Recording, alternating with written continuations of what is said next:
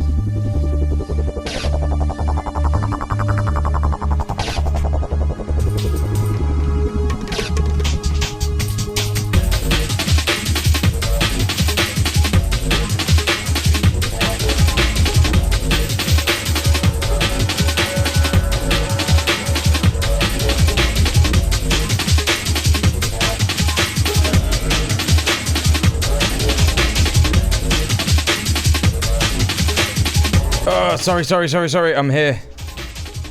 Oh my god, I'm so late and I'm already... Oh, I gotta change this t-shirt. Just give me a second.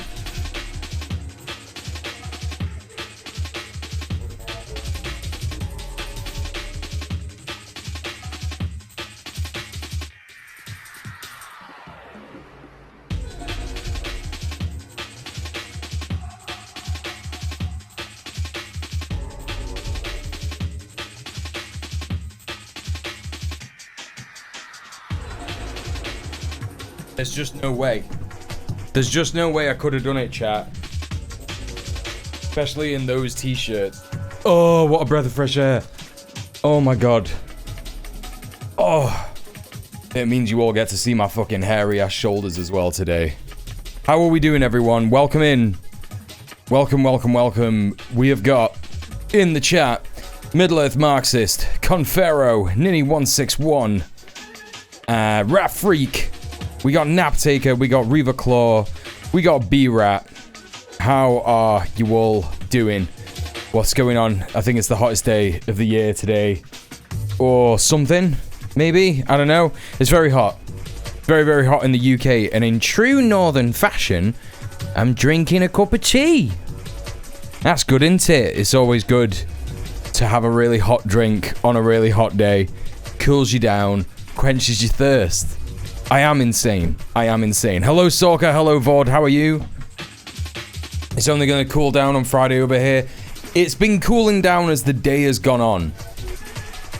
I went over to my partner's... I went over to Barn Program's house earlier today because she's going away. Well, I love her, and also she's going away tomorrow. She's going to have another prison trip to go see Yulia, so everybody please send energy. How do they do it in Dragon Ball Z? Like this. Send some energy that the trip goes well, and then she is from there going on a trip to Germany to try and figure out a bit of her family history, which is really cool. So yeah, fucking I don't know what they do when they're doing the spirit bomb thing, right? When they do the spirit bomb, they're just like, everybody lend your energy so Goku could get Frieza. Everybody lend your energy so that Han can go see Yulia and nothing bad happens. Yeah, I think it's really tough for Yulia inside, particularly at the moment as well, because there were those 2 deaths in Bronzefield Prison. I'm saying that like everybody knows what's going on, but I'm gonna... My next video that I put on the main channel is gonna be about Yulia and the Filton 25, so there's gonna be more information about that in there. But yeah, 2 people died in that prison. One of them was a trans man, so you know all this stuff about oh, we're gonna put trans people in the prison that they were assigned at birth. Like, that just already happens. It just already happens. So there was a trans guy who unfortunately passed away, and another person passed away, and I think that they've kept everyone on super intense lockdown as a result of that. And you know, people are losing their minds because they died because of the prison conditions. You know, it's not like they just like randomly died. They died because the prison is what it is and it makes people want to die. So I think it's been pretty hard. So send your energy and your love to Yulia.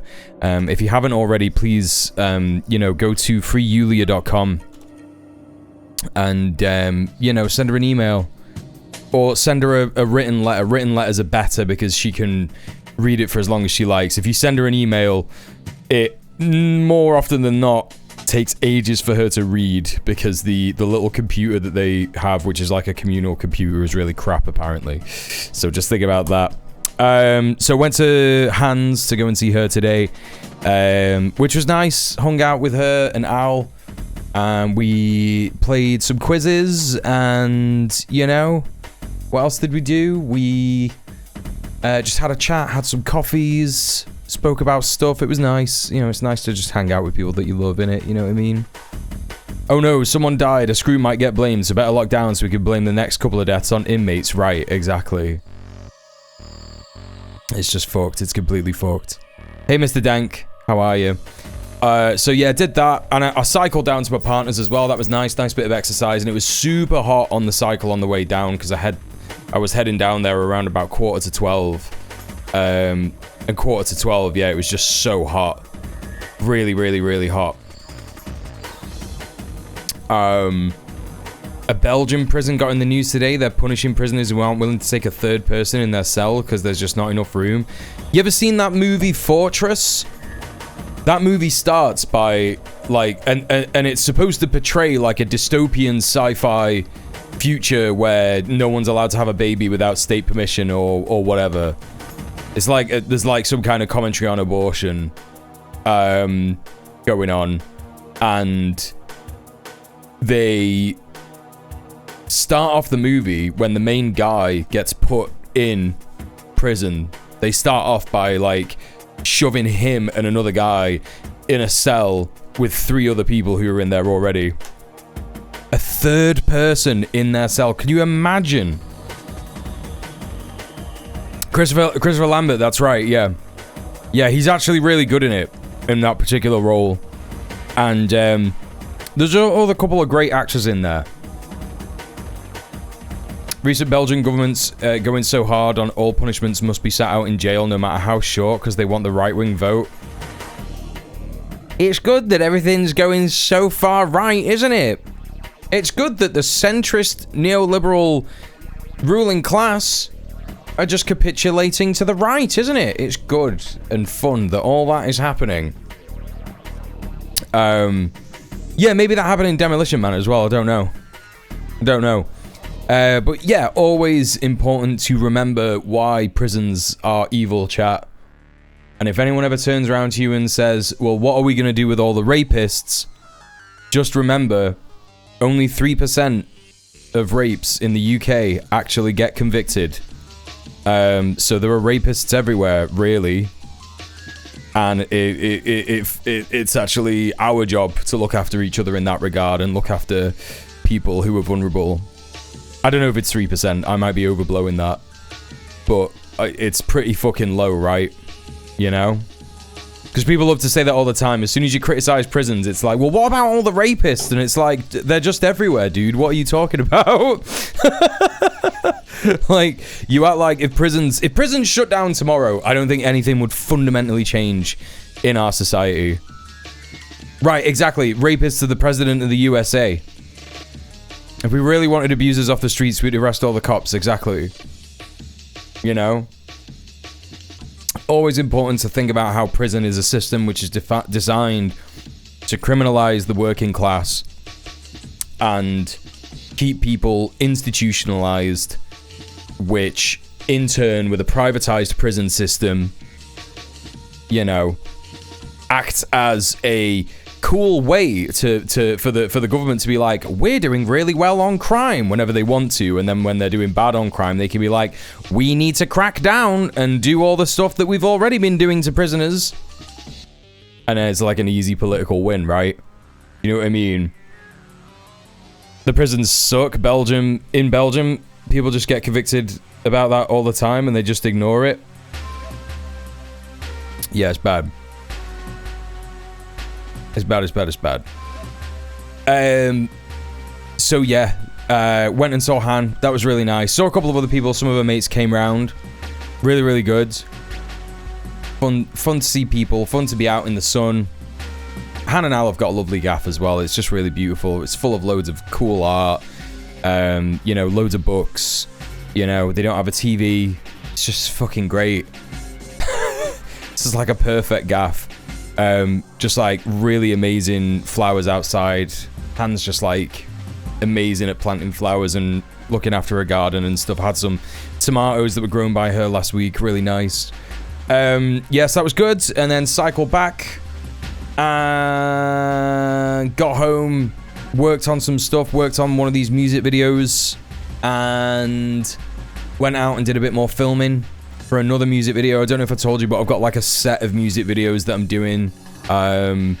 So that's really good.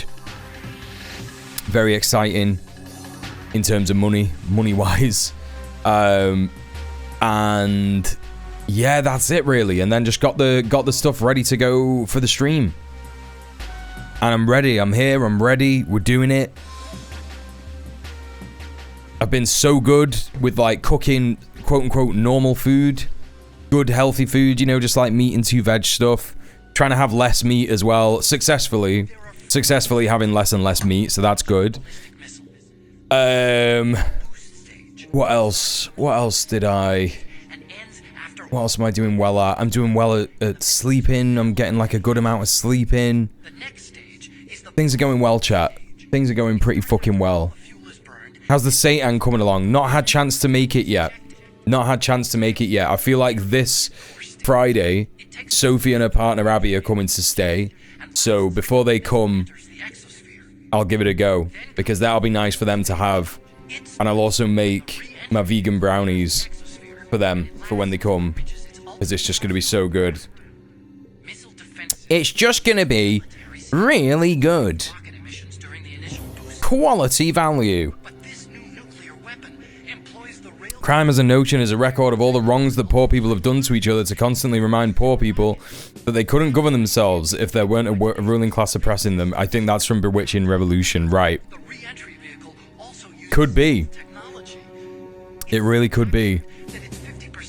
And it's completely true, right? Fully true, 100%. What have I got for you today? We got so much to look at today. We have got Trump deploying the National Guard. We're actually going to look at some video of the National Guard in DC. That's happened today. I don't know if it happened yesterday, but it looks like there's actual footage of it today. I don't know if this is like a thing that's happened in the morning or if it happened later in the day yesterday in the States. I don't know. We're also going to be looking at JD Vance's visit to the UK. There's a bunch of extremely awesome British people who are protesting his visit in various funny ways. And then we're going to be looking at gay rights, gay marriage on the chopping block. Very soon come. All the cis gay TERFs sat there going, wait, what? Wait, what? Wait, what? The leopards ate my face? I don't believe it. So, that's very good, isn't it? We're going to have a look at that. We're going to have a look at the history of that as well. There's like a whole history about the person who is... There is a fucking police... Speaking of cops, there is a fucking police helicopter that has just decided to just start getting about.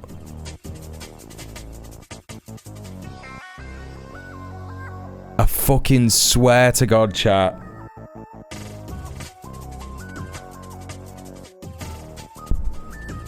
You leave the window open one day on the hottest day, and the cops just hover outside your gaff.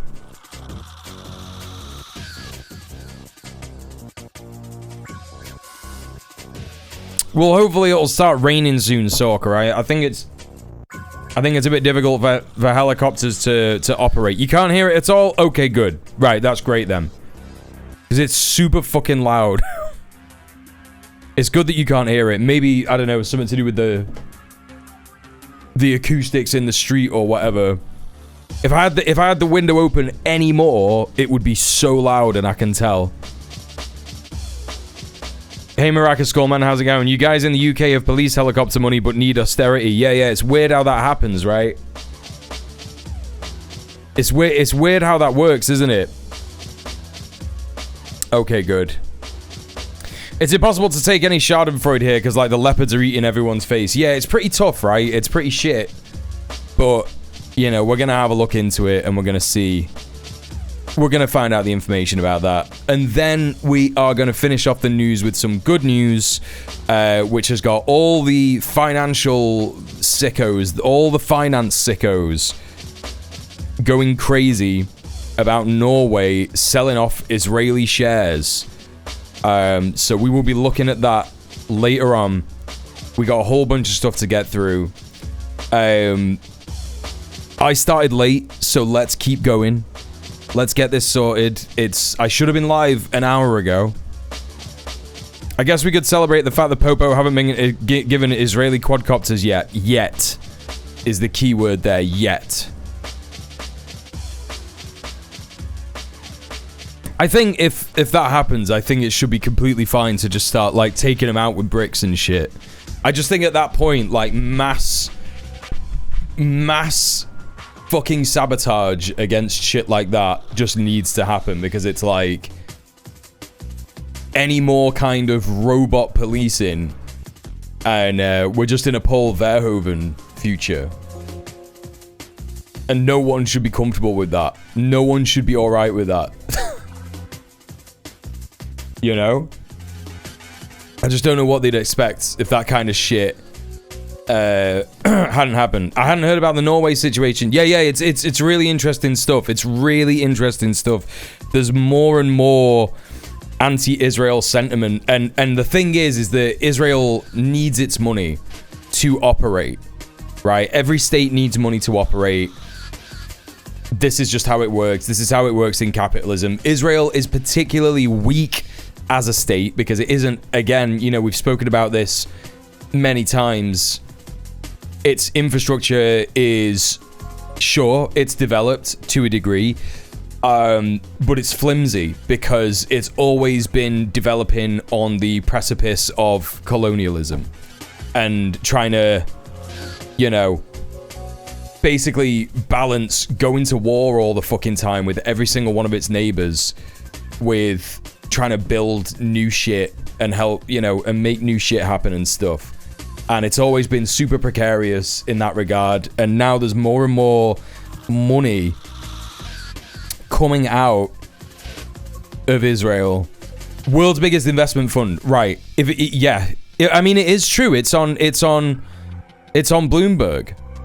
They're talking about things that's it's crazy because they got, like, check this out, right? They're talking about this shit on Bloomberg and Reuters, right? And I'm not saying that, like, you should believe everything that these guys say, but, like, when it comes to finance, they're reporting on finance sicko shit, right? And this is huge news for them. Norway's $1.9 trillion sovereign wealth fund sells off Israeli assets. Massive. It's huge. It's massive. You know, they're also reporting in the same breath 8 hours ago, Norway's wealth fund has best quarter since 2023. You know? Norway's $1.9 trillion wealth fund has the best quarter since 2023 after selling off all the fucking Israeli assets. You love to see it. It's actually funny as hell. So there you go. So that's that. Listen, let's get started. We'll get onto that later because that's good, funny news to take a look at. But let's have a look at some of the more serious stuff for now. We got Trump deploying the U.S. National Guard to DC amid crime emergency claims. I mean, that is all that they are at the minute, right? They're all just claims. It's not even at the minute. It is just claims. We looked at this yesterday. We looked at some of the commentary surrounding this. There is no huge mad crime wave going on in the USA in fucking Washington DC. It's just not happening, right? Mayor Muriel Bowser disputes Donald Trump's emergency narrative. Right, you've got the mayor of DC being like, actually crime is going down. And everybody is saying it's a political power play. Like we said yesterday, he is staking out his territory. That's what's going on. He's staking out his territory. He's going to try and turn Washington, D.C. into like an unassailable fortress like Mount Doom. I'm calling it now. That is what's happening.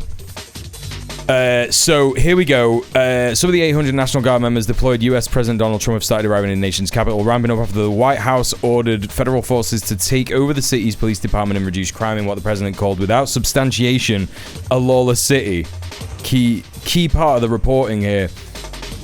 The influx on Tuesday came in the morning after Trump announced he would be activating the Guard members and taking over the department. He cited a crime emergency, but referred to the same crime that city officials stress is already falling noticeably. He will have been talking about the carjackings and shit, right? And it's like, yeah, nah, none of that's happening anymore. You know, that's the reality of it. Hey Krill, how you doing? Hey Gobs. Yeah, the go live notification's a bit fucky on Twitch. I would just say have Discord open all the time, and then have the live and the politics Discord identity, and then you'll always get notified for sure. Reichstag fire without the fire. Yeah, for sure.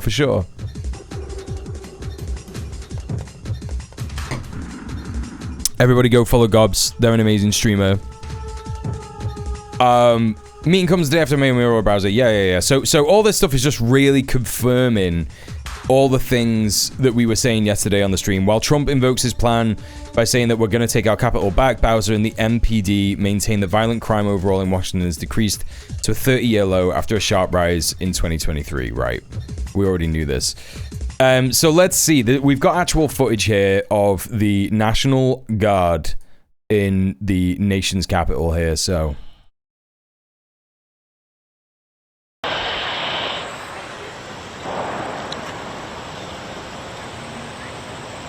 These guys are looking super ready and super hyped.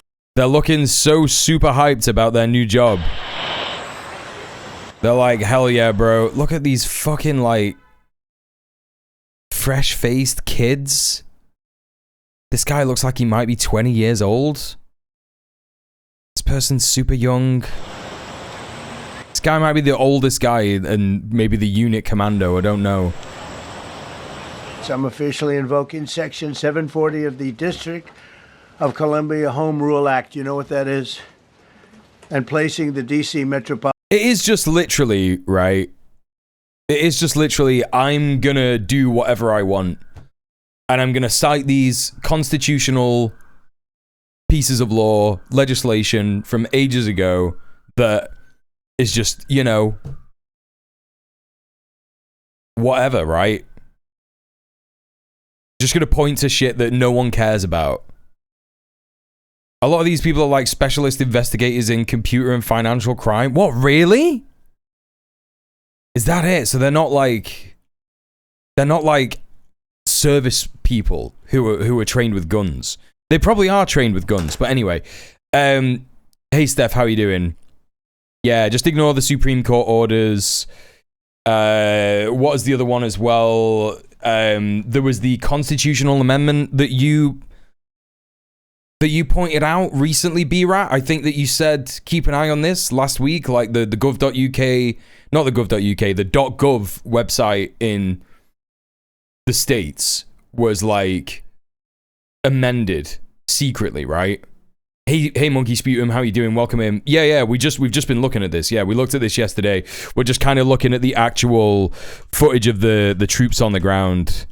So this is the DC mayor. This action today is unsettling and unprecedented. I can't say that given some of the rhetoric of the past that we're totally surprised. We're not a state. We don't control the DC National Guard. We don't have senators or full autonomy. He's also going to make it so only the Supreme Court can issue a staying injunction, which they won't. Right.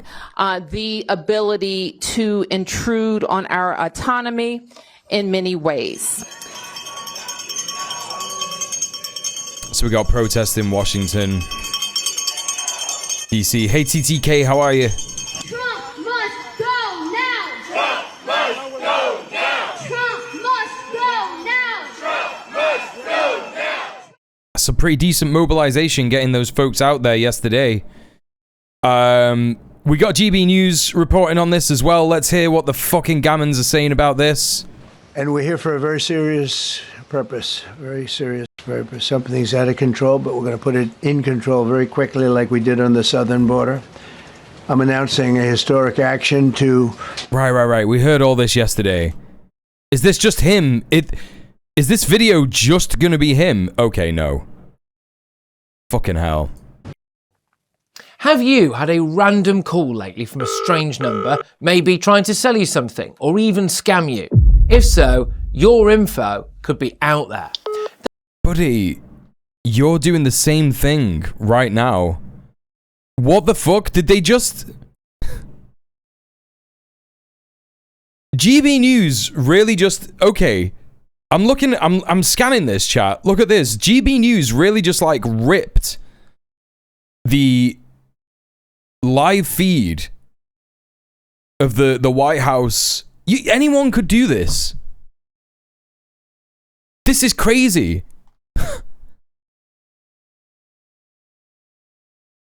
Do you see what's happened here? They just ripped the live feed from the White House, which Trump isn't going to give a shit about. He's going to be like, yeah, sweet, GB News, I love those guys. And they've just added like a little ticker on the right, and then, you know, this thing on the top left, and then there's like an ad in the middle for boomers who are like, I keep getting called all the time. Someone's got my number. How did they get it? This is crazy, man. I actually was under the impression that there would be some actual reporting there, but that is so fucking lazy. What are the comments saying on this? Because it's not like he actually like said anything. We need a leader like this, not a traitor. That's what we need in London. Whole of UK needs the same. Well done, President Trump. Well done, USA. Trump, best president ever. Come save London. Nonsense. Fucking literally nonsense. Hey, Chocolate Mints, how are you doing? All right, well, I guess we're moving on from that part of the news pretty quickly. So yeah, in other news, JD Vance is currently in the UK. You will have probably seen footage of him with David Lammy doing all kinds of things, playing golf, going fishing. It's extremely horrific.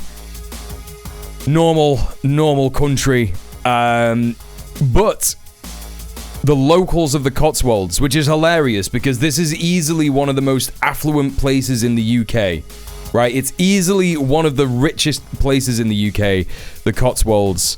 You know, not all of it is going to be the same, and there's going to be a lot of people who may have been like university professors or, you know, intellectuals who've retired there and they understand, they have like a basic liberal understanding. These aren't going to be communists, right? They're going to be like libs. But it's still good that they're protesting JD Vance, and it's pretty funny that they have like Colin the Caterpillar with a JD Vance face on. So just so everyone's aware, Colin the Caterpillar is like a staple food stuff in the UK, right? Colin the Caterpillar is something that you could get it from Sainsbury's, you could get it from Aldi, you could get it from Marks and Spencer's, but obviously don't go Marks and Spencer's, that's BDS. But you could just get this little cake. It's just like a kid's cake. You could get this from pretty much everywhere in the UK. And they've stuck JD Vance's head on the end here. Not just the head, but this one particular picture of him, the one that got that person banned from entering the USA for having that meme on his phone. There was cake and music. The weather was perfect. You had no idea about M&S? Yeah. It's not on the listen, M&S is not on the BDS focused boycott, divest, and sanction list. So don't worry if you've been shopping there. You're not like, it's not like going to Mackey's, right? But the owner and founder has literally, you know, funded so much of Zionism, like it's crazy, like it's actually crazy. Anyway, but let's take a little look at this. Sir George, thank you for the research here, Monkey Sputum. Sir Geoffrey Clifton Brown is a Conservative MP for North Cotswolds and has been an MP continually since 9th of April 1992, so that's where they stand politically. Yeah, absolutely. And you know, it's going to be those kinds of liberal conservatives, social conservatives, they might be called. Cotswold childless cat ladies say go home. This lady's got like a Palestine t-shirt on. You know, no like obvious Palestine flags or whatever, but I think it's just like a general sort of centre-left contingent of people in the Cotswolds. About 100 people, mostly women, turned up for the Not Welcome party organised by the Stop Trump Coalition on the park opposite the Co-op in Charlbury. He's simply not welcome here, said therapist Sue Moon from nearby Chipping Norton, who was carrying a placard reading, "We don't want him." Right, so it's like, it's people coming in from the surrounding area, basically, like, coming in to actually just be like, yeah, nah. Cotswold childless cat lady say go home, a reference to Vance's typically blunt put down of Democrats, right? Moon, who has children and no cats, said the Cotswold was earning a reputation as a bolt hole for the rich and powerful. Former Prime Minister David Cameron lives nearby. That's not what we're about. We don't want anything to do with people like him, she said. Natasha Phillips, who travelled 70 miles from Bath to attend the event, being billed as Dance Against Vance, bore a placard saying JD Vance, the guy who bullied a war hero from the comfort of his couch. Talking about Zelensky. Oh, okay, yeah. See, this is it. They just got the huge lib vibes. JD Vance's Netflix password is password. JD Vance claps when the plane lands. I mean, this is that's pretty funny. That's pretty funny. We got some people wearing keffiyehs. I mean, it's nice, you know, and they've got like the colors of Palestine. There's also an End the Genocide placard here as well. So there is some explicit Palestine stuff. There's a Palestine flag in the background there. The Guardian have done a good job of not getting that imagery in there, which is interesting. I wonder why that would be. I wonder why that would be, chat.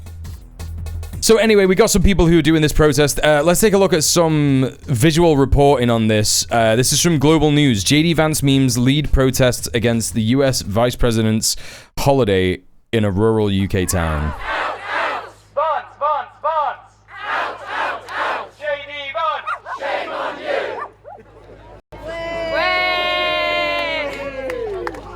The roads have been blocked. I had friends that couldn't even get sort of 20. Yeah, you could see that lady's Palestine t-shirt pretty clearly, couldn't you? Yeah. Roads have been blocked. Police are sort of everywhere. Chipping Norton, you rarely even see one police car, but we're seeing vans, we're seeing loads just dotting past, and it's all for the... Doesn't that just fucking say everything, chat? Doesn't that just fucking say everything? So, like, if you look here, chat, the Cotswolds is an area of outstanding national beauty. I've been to the Cotswolds maybe once in my life, and it was like, oh my god, everything here is so posh.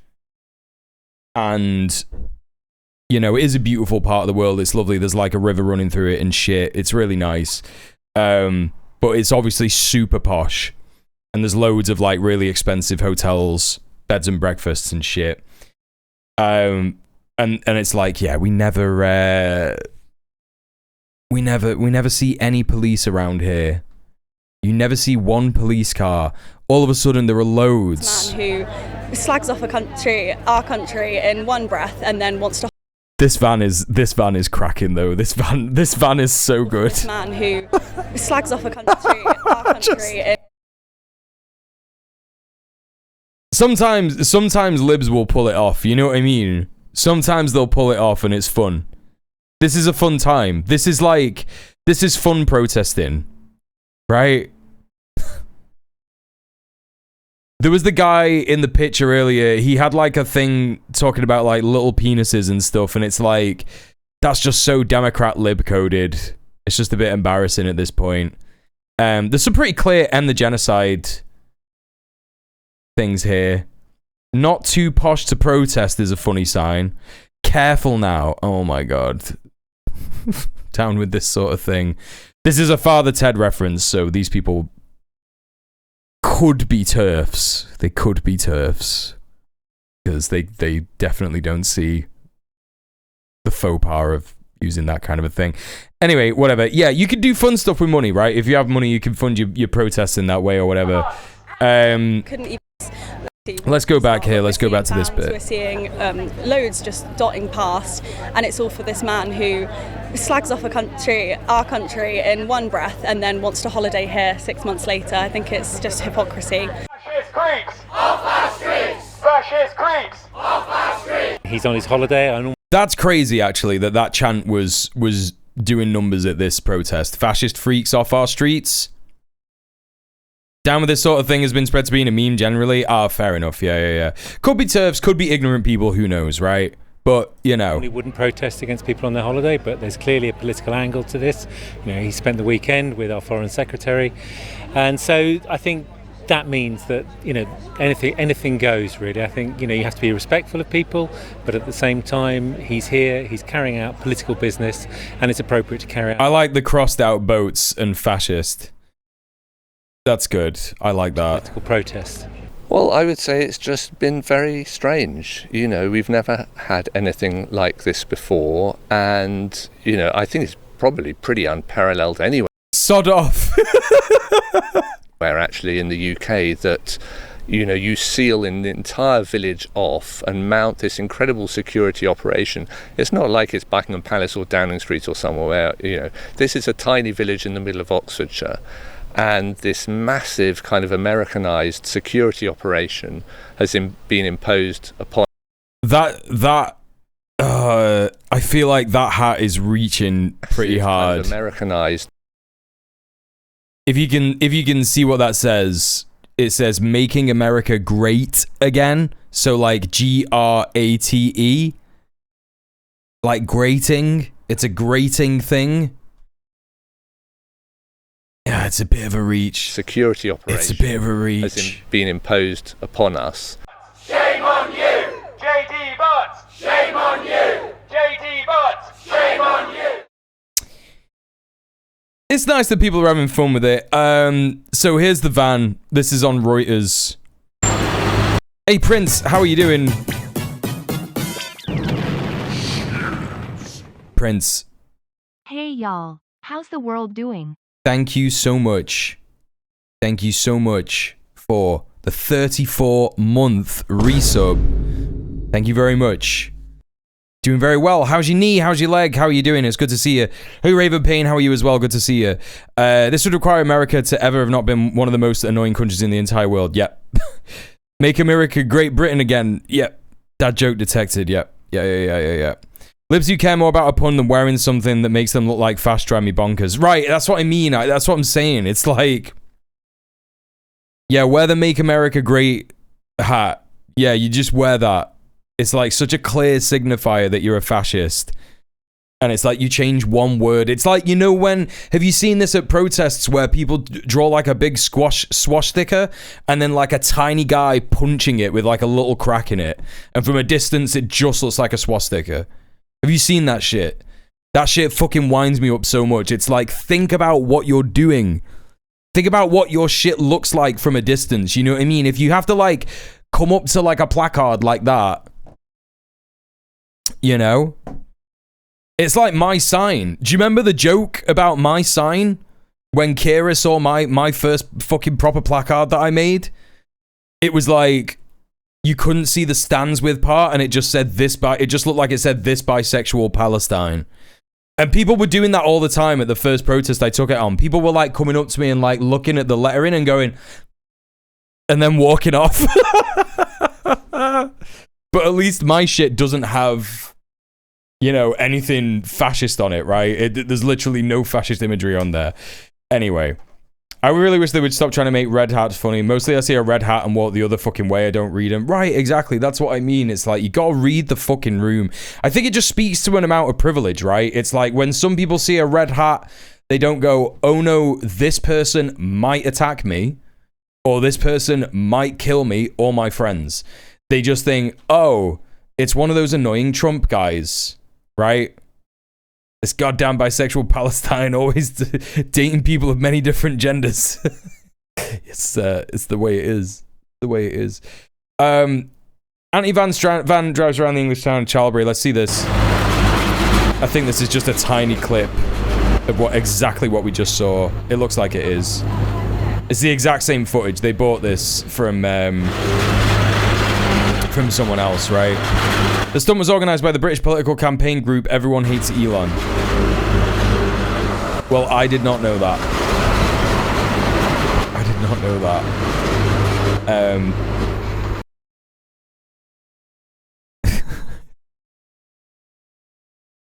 It's fucking silly. Right, okay. Red hats would be nice. I'm seeing fucking blacked out flags on my street. Blacked out US flag and blacked out Confederate flag. What do you mean blacked out? What, like... What do you mean? What do you mean? What do you mean by blacked out? Cotswolds that has become So here's some reporting from ITV. Thank you for the follow. an exclusion zone. Every visitor subject to security, every footpath has become a checkpoint. Even horse riders escorted away by police. And all because the US Vice President chose here for his summer holiday. Right, this is crazy that they're saying that this is chaos. Right, I'm not gonna lie, right? Yeah, you can link. Let me just get you a permit. Hold up.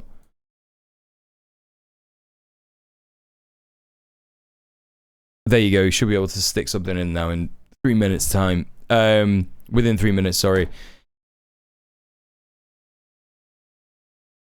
What, this? So what does this mean? What's that got to... What does this represent? Like, this colouring? I don't understand.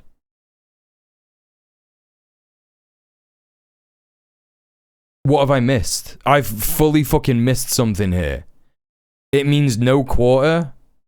Elon's dark MAGA hat? That's embarrassing. So these people are like... I'm gonna kill people. They started using it in the Confederacy. It's fast shit. Right. So this is the same as a Confederate flag, essentially.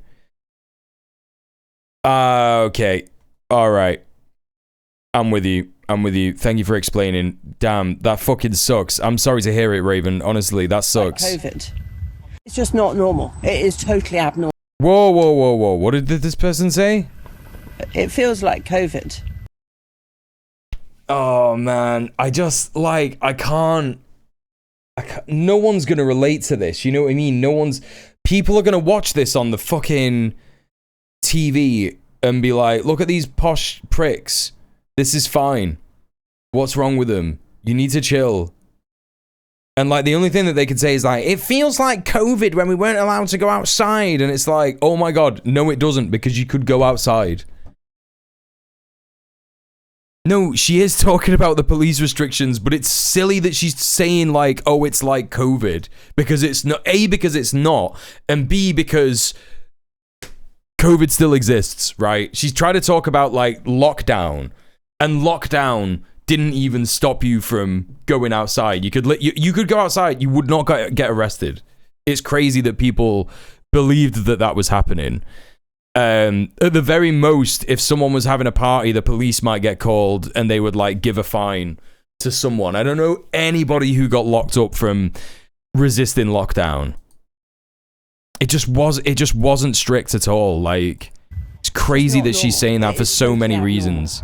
Yeah, it's like a sort of little mini police state. Georgia and John, I mean, she's right about that. Dean, they don't like the disruption nor the man responsible. The fact that it's for JD Vance, you know, Trump's number 2, you know, we don't want that kind of person in our village, and it feels deeply unsettling. The Vice President arrived here on Sunday, his 20-vehicle motorcade closing roads to allow him and his family to see the sights. And at this upmarket farm shop, get a taste of a country that JD Vance hasn't always been terribly complimentary about. So this is where I do my interactive mystical afternoon tea.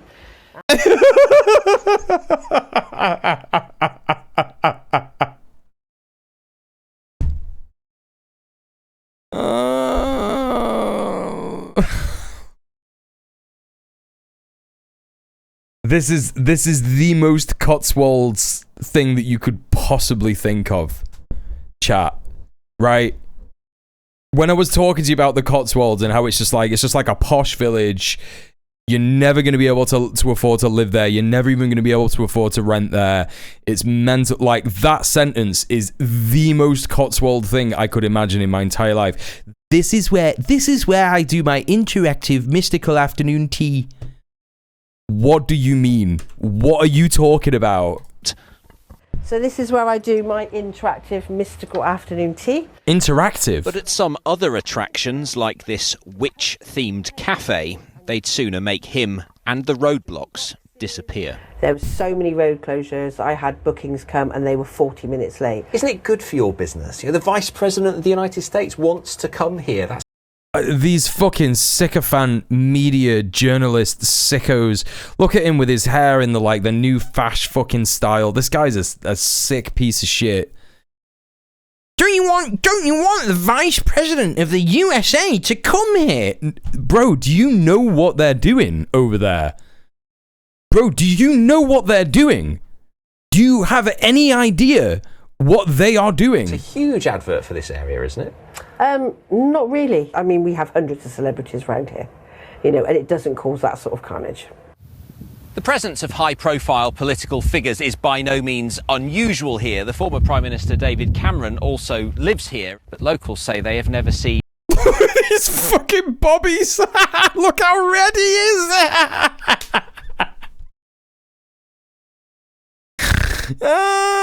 Someone didn't bring any sunscreen!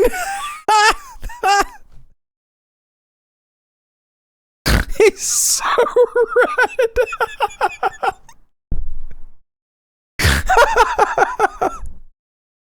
Oh man, that's great. That's fucking great. He is gonna be sleeping in the fucking bath for a week. Why did they stay under the fucking shade? It's right there. His hat's too big, you're right. This person next to him is so much whiter than him.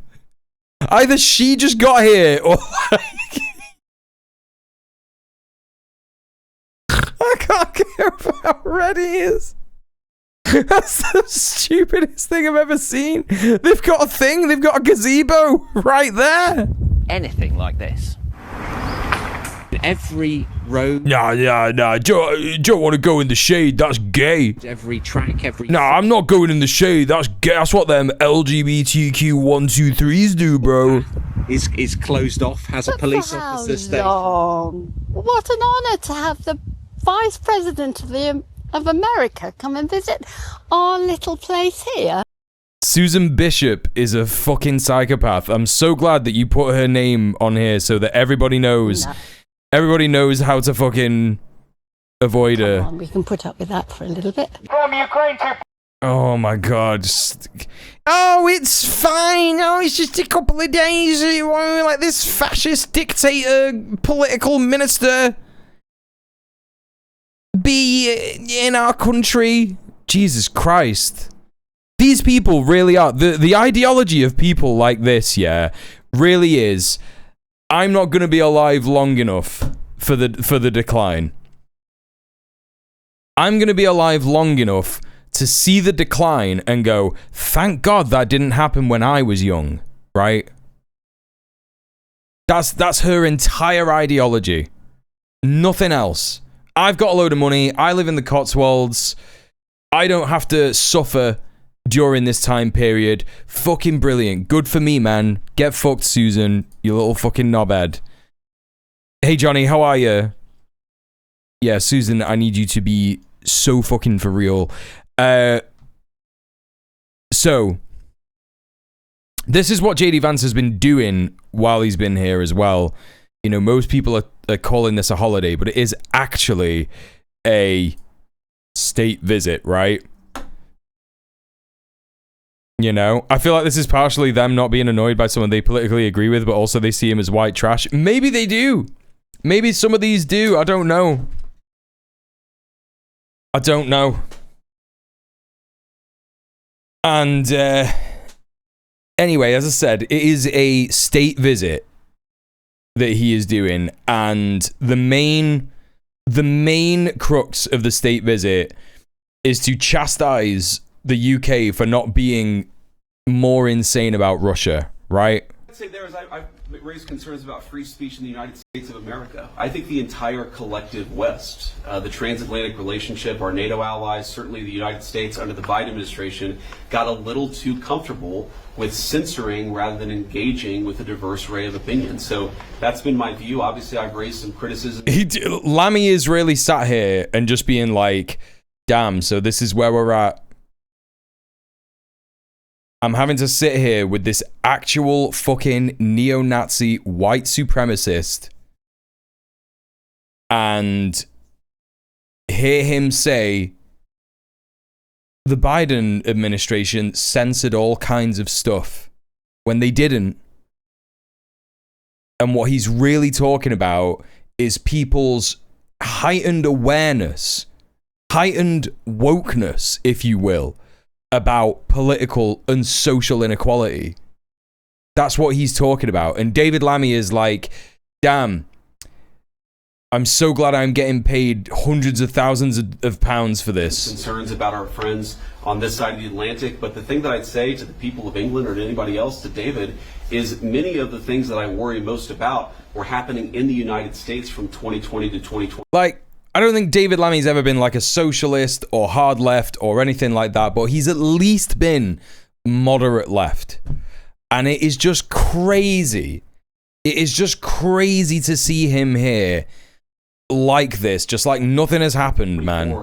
It is just crazy. I saw Lammy going downhill just as Corbyn was about to lose his position as leader, or just as he was about to resign. I think he resigned, didn't he? And I was like, this is crazy that he's going so against Corbyn and he's becoming such a centrist and shit. And now he's just like straight up a war criminal. He's just straight up a fucking war criminal, like a genocidal war criminal. Follow us down what I think was a very dark path under the Biden administration. Welcome to Kent. Oh, he's in Kent here. Your vacation here in the UK. I know that you will be spending some time in the wonderful Cotswolds and the glorious Scotland. That's right.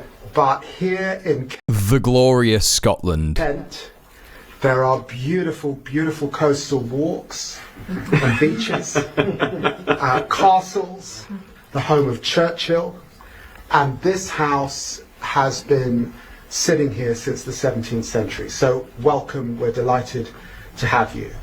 And in a sense, this is an indication of the long-standing bonds that exist between our two countries. What's an indication? What is? That you personally have spent lots of time in the United Kingdom, and you know that I've spent lots of time in the US, and I'm very, very fond of the country. Our bilateral relations are in a... Hey Ninja Can, I have no idea. Struck our economic prosperity deal and working hard on a new technology partnership, which will be very, very exciting. That's just going to be AI. The technology partnership is just going to be AI related. And he's like, yeah, very, very, very excited. Very excited to talk more dog shit about AI and how it's definitely good and real and going to make us a lot of money. Indeed. Today, of course, we will be discussing the developing situation in the Middle East and in Gaza, which is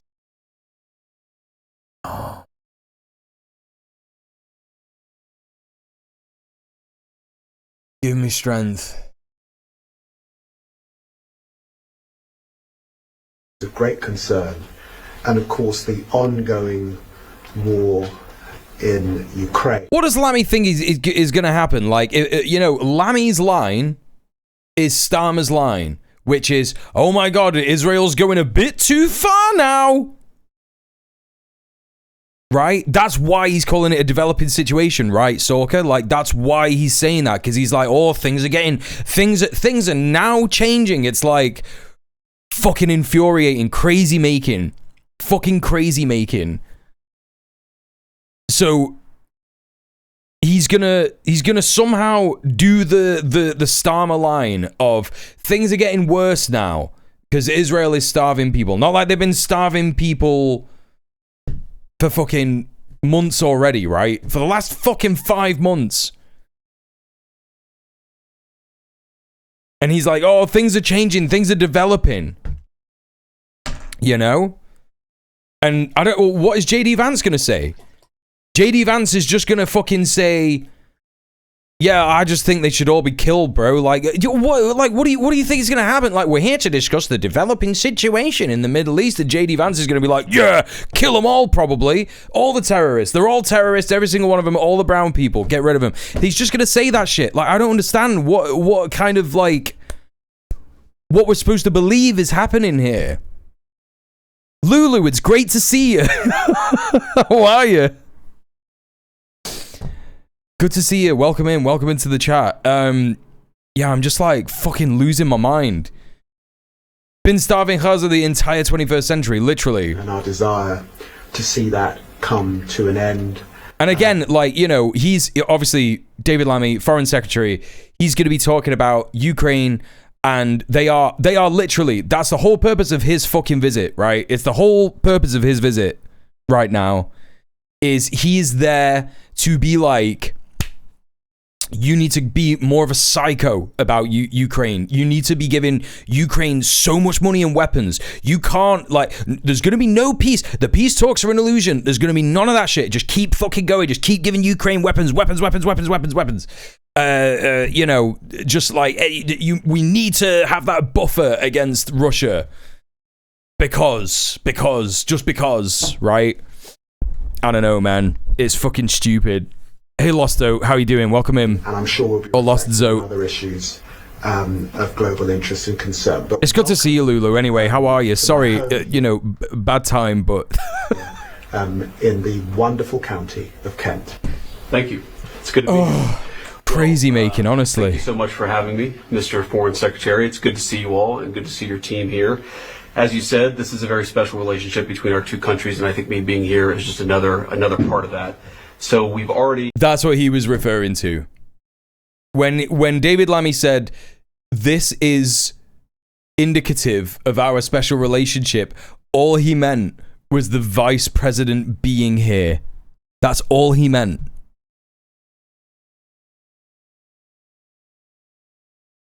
In the brief time that we've been here, my kids have fallen asleep on your floor. We've gone fishing in the lake outside, and unfortunately, the one strain on the special relationship is that all of my kids caught a fish, but the foreign secretary did not. I'm sorry. Well, you're here with friends, Lulu. You are here with friends. Mr. Foreign Secretary doesn't even know his name. I think he forgot part of that sentence, not gonna lie. Yeah, he probably did. To be here in Kent again, my wife. Oh, they just don't care, right? They just don't care. I just don't think they care. I think that's where we're at. I just think we're at this level of power now where this guy is pushing and doing whatever he wants, and Lammy is like, I might get tried at The Hague, but I'll probably get away with it, right? You know what I mean? I love this section, this area of the UK. We actually were here a couple of years ago. We went to Dover. And to the cathedral. And you know, this is the guy who is like, right, Krill, it feels like they're rubbing our noses in it. Right. Lammy wants to bet on China and Cold War Russia. Vance only wants Cold War China and give Russia the power to kill all those gay Europeans he hates. Maybe, yeah. Maybe. Canterbury, so we love this country. We certainly love this part of the country. Wait, what did he say? And I love this section, this area of the UK. We actually were here a couple of years ago. We went to Dover and to the Cathedral of Canterbury. So we love this country. We certainly love this part of the country, and so it's great to be here. As David said, we have a lot to discuss. There's a lot going. Did he go to Dover and just look out across the cliffs and just be like, send him back? Right? That's the only reason he went to Dover. Just so we could look across the channel and just be like, stop the boats. On in the world, of course, the situation in the Middle East, the situation with Ukraine and Russia. There's a lot of news there and a lot of things to update each other on. I believe. What do you mean, man? Like, what do you take us for? You think that, like, these fuckers really do not. They simply do not treat us with any respect whatsoever. They're like, you know what? The people who are listening to this don't have a brain. They don't have a brain whatsoever. It's so disrespectful to the average person who might, like, turn on the news and be like, I wonder what David Lammy and JD Vance are saying. And JD Vance is like, oh, you know, there's a lot of stuff that we got to update each other on. It's like, bro, everybody knows what's happening with Ukraine and Russia. Everybody knows what's happening. What are you talking about? Like, if you read the news, if you're watching shit like this, you're gonna know what is happening. And they're like, yeah, we got lots of secret stuff to talk about, bro. And the secret stuff is just them gonna be in a room just going like, what do we do? What do we do, bro? Do we get them to, like, make peace? Or, you know, do we keep fighting Russia so that we could, like, hang on to this shred of empire that we've got left? It's the latter. It's always going to be the latter, and it's like... We'll talk about our economic partnerships, both in technology... But so weird talking about tourist shit as part of your relationship with the government of a country. Insane stuff. But just on a personal note, I have to say that I really have become a good friend, and David has become a good friend of mine, and so it's great to spend... I fucking bet you are. I fucking bet you, good mate. Look at his face. He knows what kind of backlash that comment is gonna cause.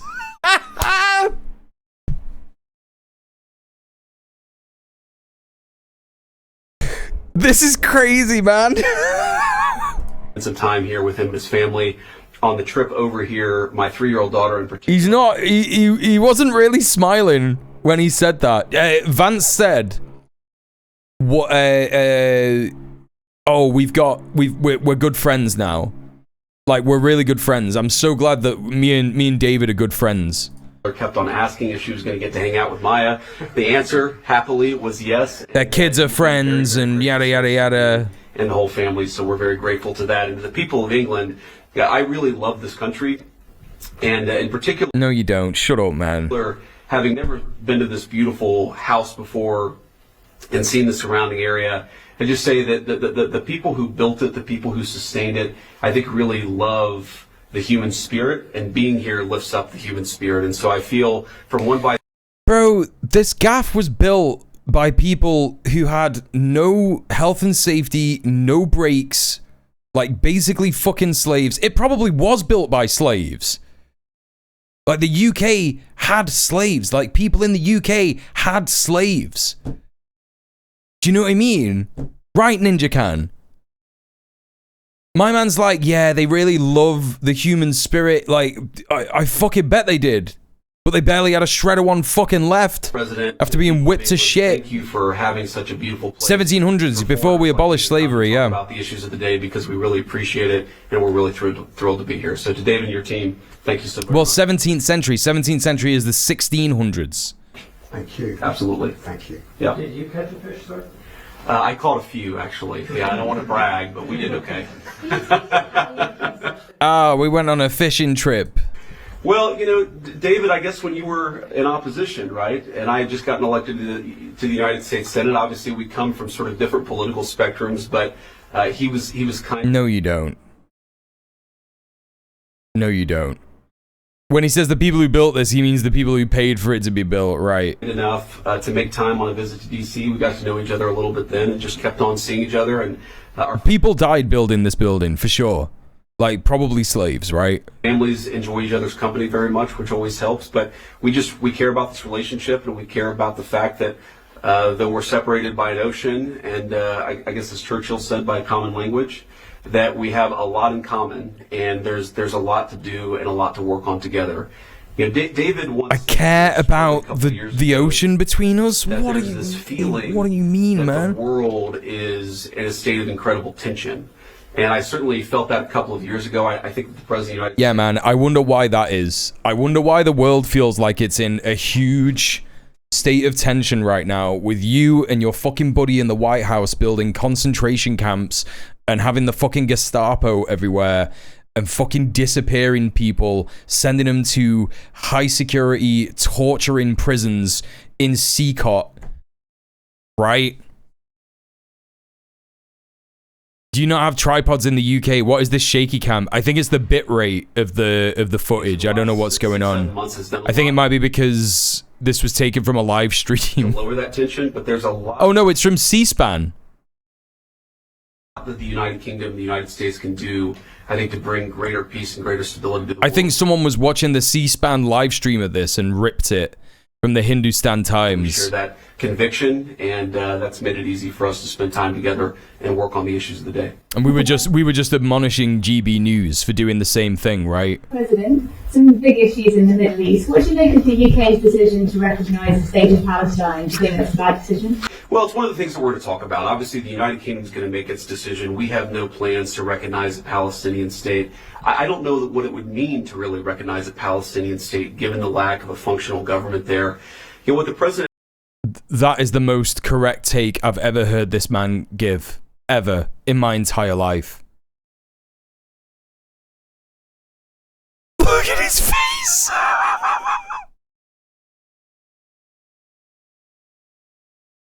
I still think Trump decided to pick Vance because he has negative riz and no spine.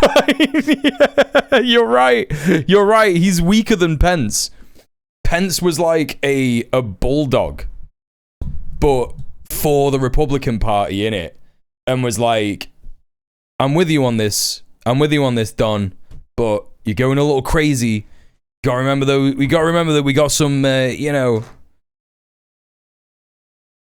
some Republican values we need to stick by.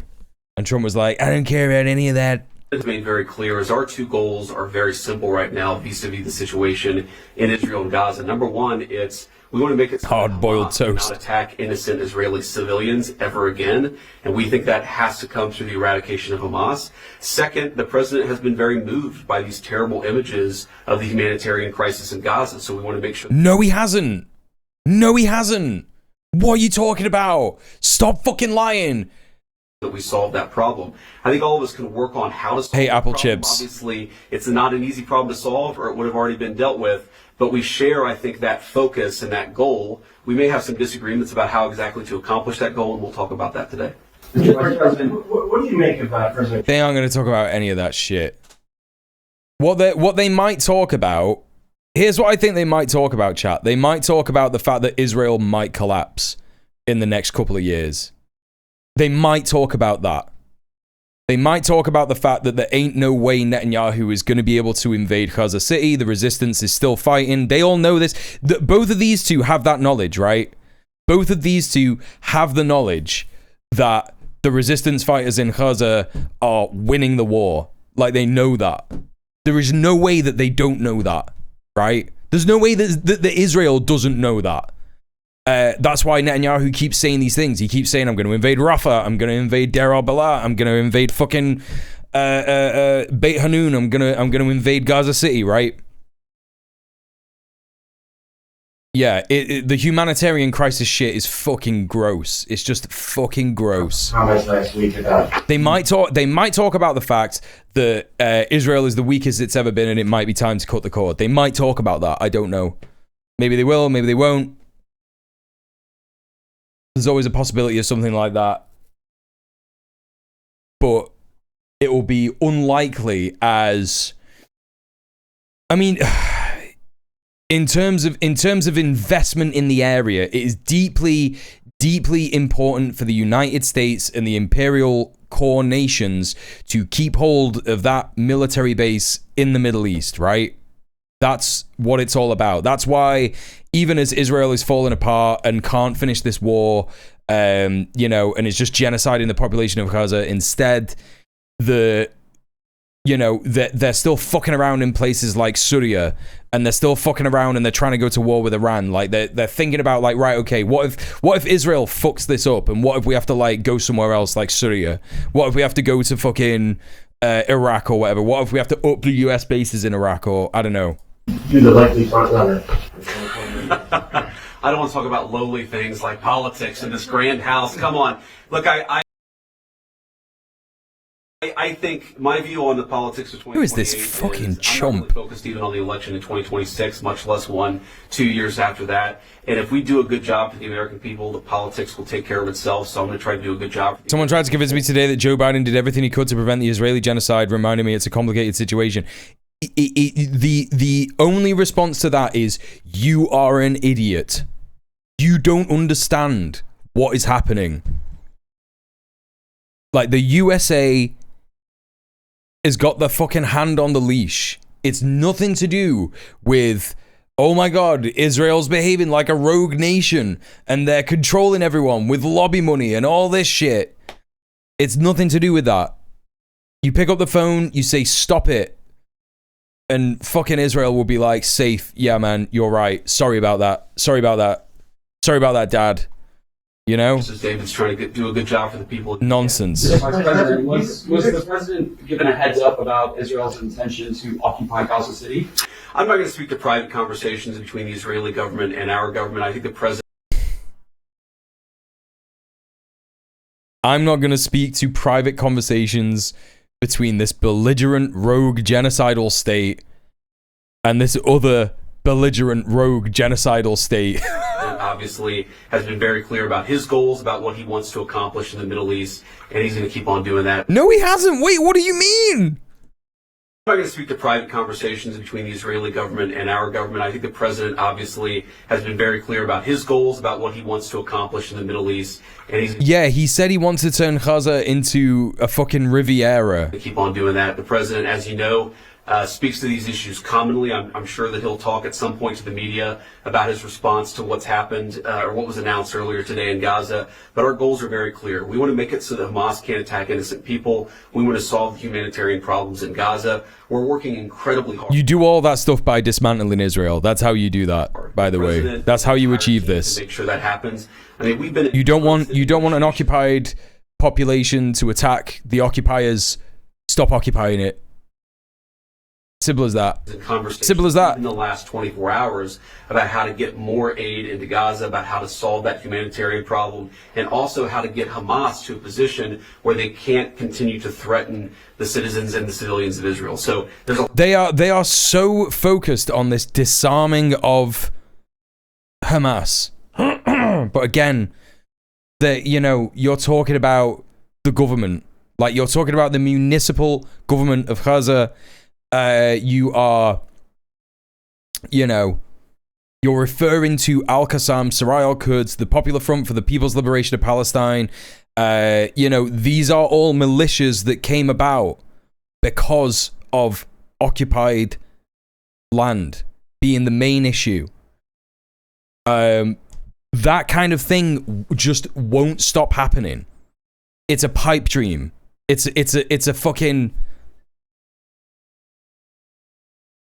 a fool's errand to try and demand that resistance fighters disarm in the face of an occupation.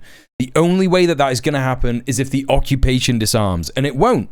When does Israel disarm? Why aren't we talking about Israel disarming? They clearly have the upper hand, if that's what everybody's reporting on, right? Because no one in the West is reporting on the fucking casualties of the IOF, right? Small bean Israel, but also incredibly strong Israel. a lot of work to do there. There's a lot of common objectives here. There is some, I think, disagreement about how exactly to accomplish those common objectives. But look, it's a tough situation. Of course, we're not going to know. No, it isn't. Exactly. You pick up the phone and you say, "Stop fucking genociding people, man." You do that. People, in some ways, have been fighting for thousands of years. If it was easy to bring peace to that region of the world, it would have been done already. No, you're fucking lie. This people in that region have been fighting for thousands of years. Shit is beyond tiring. You are referring to multiple countries in a large area of the planet when you talk about the Middle East and North Africa. Yeah, of course there are going to be multiple kinds of conflicts. You are literally the product of colonialization and genocide. You could easily say the same thing about Europe. People in Europe have been fighting for thousands of years.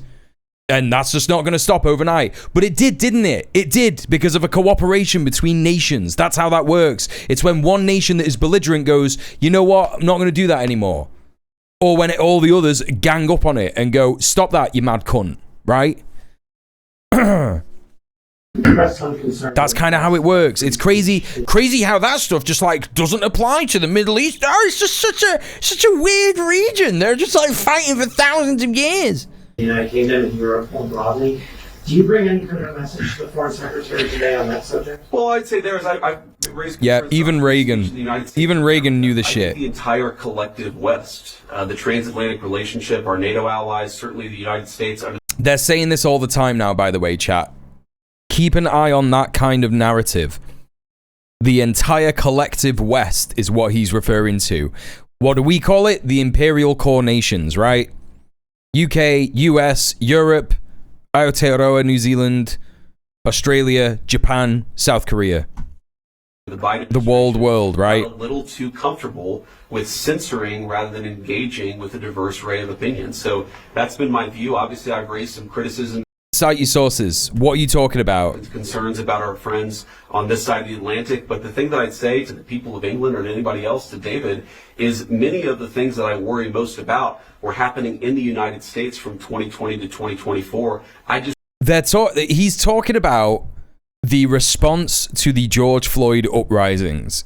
He's talking about the response to, you know, the George Floyd uprisings happened at the very end, like the tail end of Trump's term, right? Wasn't just like, you know, all of a sudden Biden's in power and it immediately happens, right? It's because of the fucking temperature, the political temperature of 4 years of Donald Trump rule. And my man is like, yeah, it's all Joe Biden, actually. Joe Biden is the reason that everyone went woke in the UK, in the USA, right? The West got too comfortable with censoring instead of engaging with a diverse array of opinion. He's used that exact phrasing twice now. That was just earlier a little edited preview bit from whoever's edited this. They just reused the second bit, that's all. They just used that bit at the start as like, this is the kind of thing he's going to talk about. Yeah, Imperial Core and Collective West is a dog whistle. Because what they're trying to do is they're trying to say to white people, right? White cishet people, white cishet men, really. You know, this is the homeland, this is the motherland, you have to defend it. And it's not the reason that they're openly saying the collective West now, they're referring to it as what it is, which is the Imperial Core, is because it's like they know that is under threat. They know that that entire thing is under threat. But it's crazy because Trump is making it worse with tariffs and shit and all that kind of business. And the UK is fucking things up and France is fucking things up. France is losing power. You know, colonial power and shit like that. Like, it's all falling apart and they're doing their absolute best to be like, yeah, we need to stand together strong as the collective West. Hey, Afro-Altruism, how are you? He said that when the fascist... He also said that when the fascist in Germany got prevented from running. Yeah. They love to be like that. Oh, yes, they're censoring stuff. Other countries to follow us down. I mean, to be fair, like, Germany doesn't need a fascist to run, an open fascist to run, because they got secret fascists in government now, just like in our fucking government. You know what I mean? Under the Biden administration. Like, if fucking Keir Starmer said next year... we're banning Reform UK, they're banned, they can't run, I would be like, makes no difference, because you're already doing all the same shit that they would do. So in the spirit of having a good conversation, and you know what I mean, and that's how I see the situation in Germany, right? Unless you want to say anything else. On his way to building the Great Firewall. Yeah, good to see you all. Thank you. Right, well, that was fucking dog shit. Anyway, next up, let's check out the same-sex marriage stuff in the USA. Chat, I've been going for an hour and 28 minutes on possibly warmest day in the UK. Please consider supporting your boy, Donkus Jonkus. That's me. This is now currently my full-time job. If you want to support me, you can go to sub off Twitch, the tip link in the chat. That will fill up the dono goal at the top of the screen. If we get to the halfway point, we'll be having a movie night on Discord. So you can join the Discord if you're a member of the chat. It's free to do that. You're absolutely fine to do that. And we'll watch some movies together at the end of the month after a stream. Probably like after a Thursday stream, we'll all go into the Discord together and watch a movie. Also, if we hit the £600 goal, I will be doing what was the thing that I said I was going to do? A Peak. It's Peak, the game Peak. I'm going to be getting like a bunch of streamers together and playing Peak together. Maybe Goblin Hugger if they're down, because I know that Gobs is playing Peak at the minute, and Aslan Silver as well. And then maybe Murphy. We'll play some Peak together. So that is the bonus incentive that you've got for supporting me monetarily. Please consider supporting me financially. You can do that in many ways. You can also go to Patreon. You go to patreon.com/djmuel and you can subscribe there, or you can sub on Twitch. You can actually sub on Twitch. You can give bits on Twitch as well.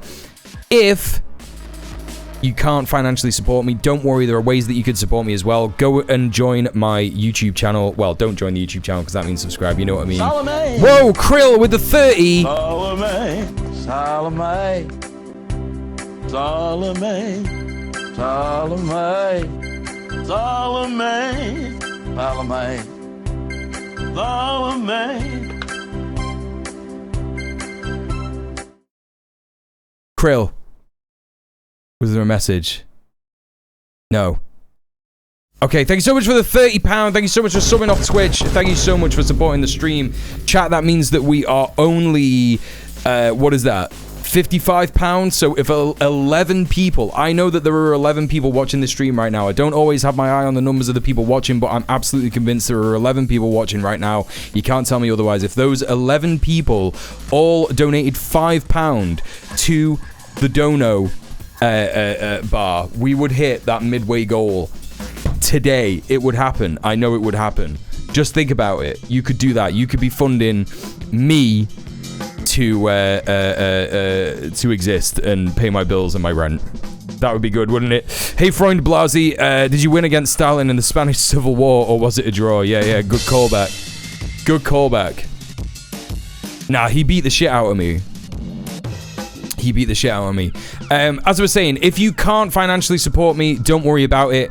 You can support me on Twitter. You can go and retweet and repost the Go Live posts on Blue Sky and Twitter. You can also check out my Linktree and support me by following my socials and all that kind of business. So make sure you go check that out. I am going to go and get myself a treat. I'll be back imminently, but I'm very excited about it. I bought it for 57p from Asda today. It's one of my favorite fucking hacks of all time. It's not really a hack, it's just go into the right supermarket. I'll be back real quick.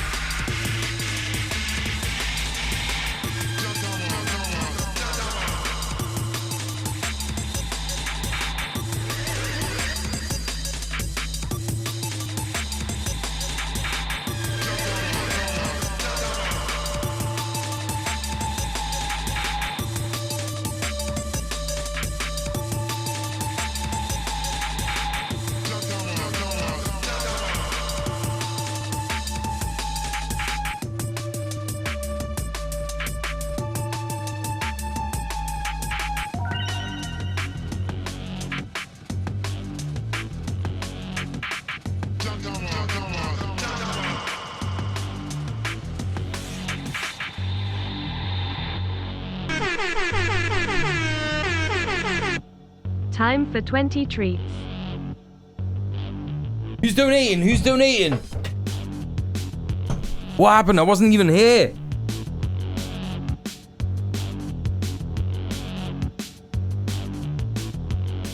That feels like a crime.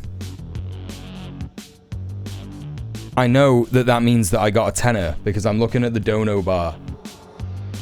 But I have no idea who it was. Hang on, let me just bring up Streamlabs. Chat, what do you know about this shit?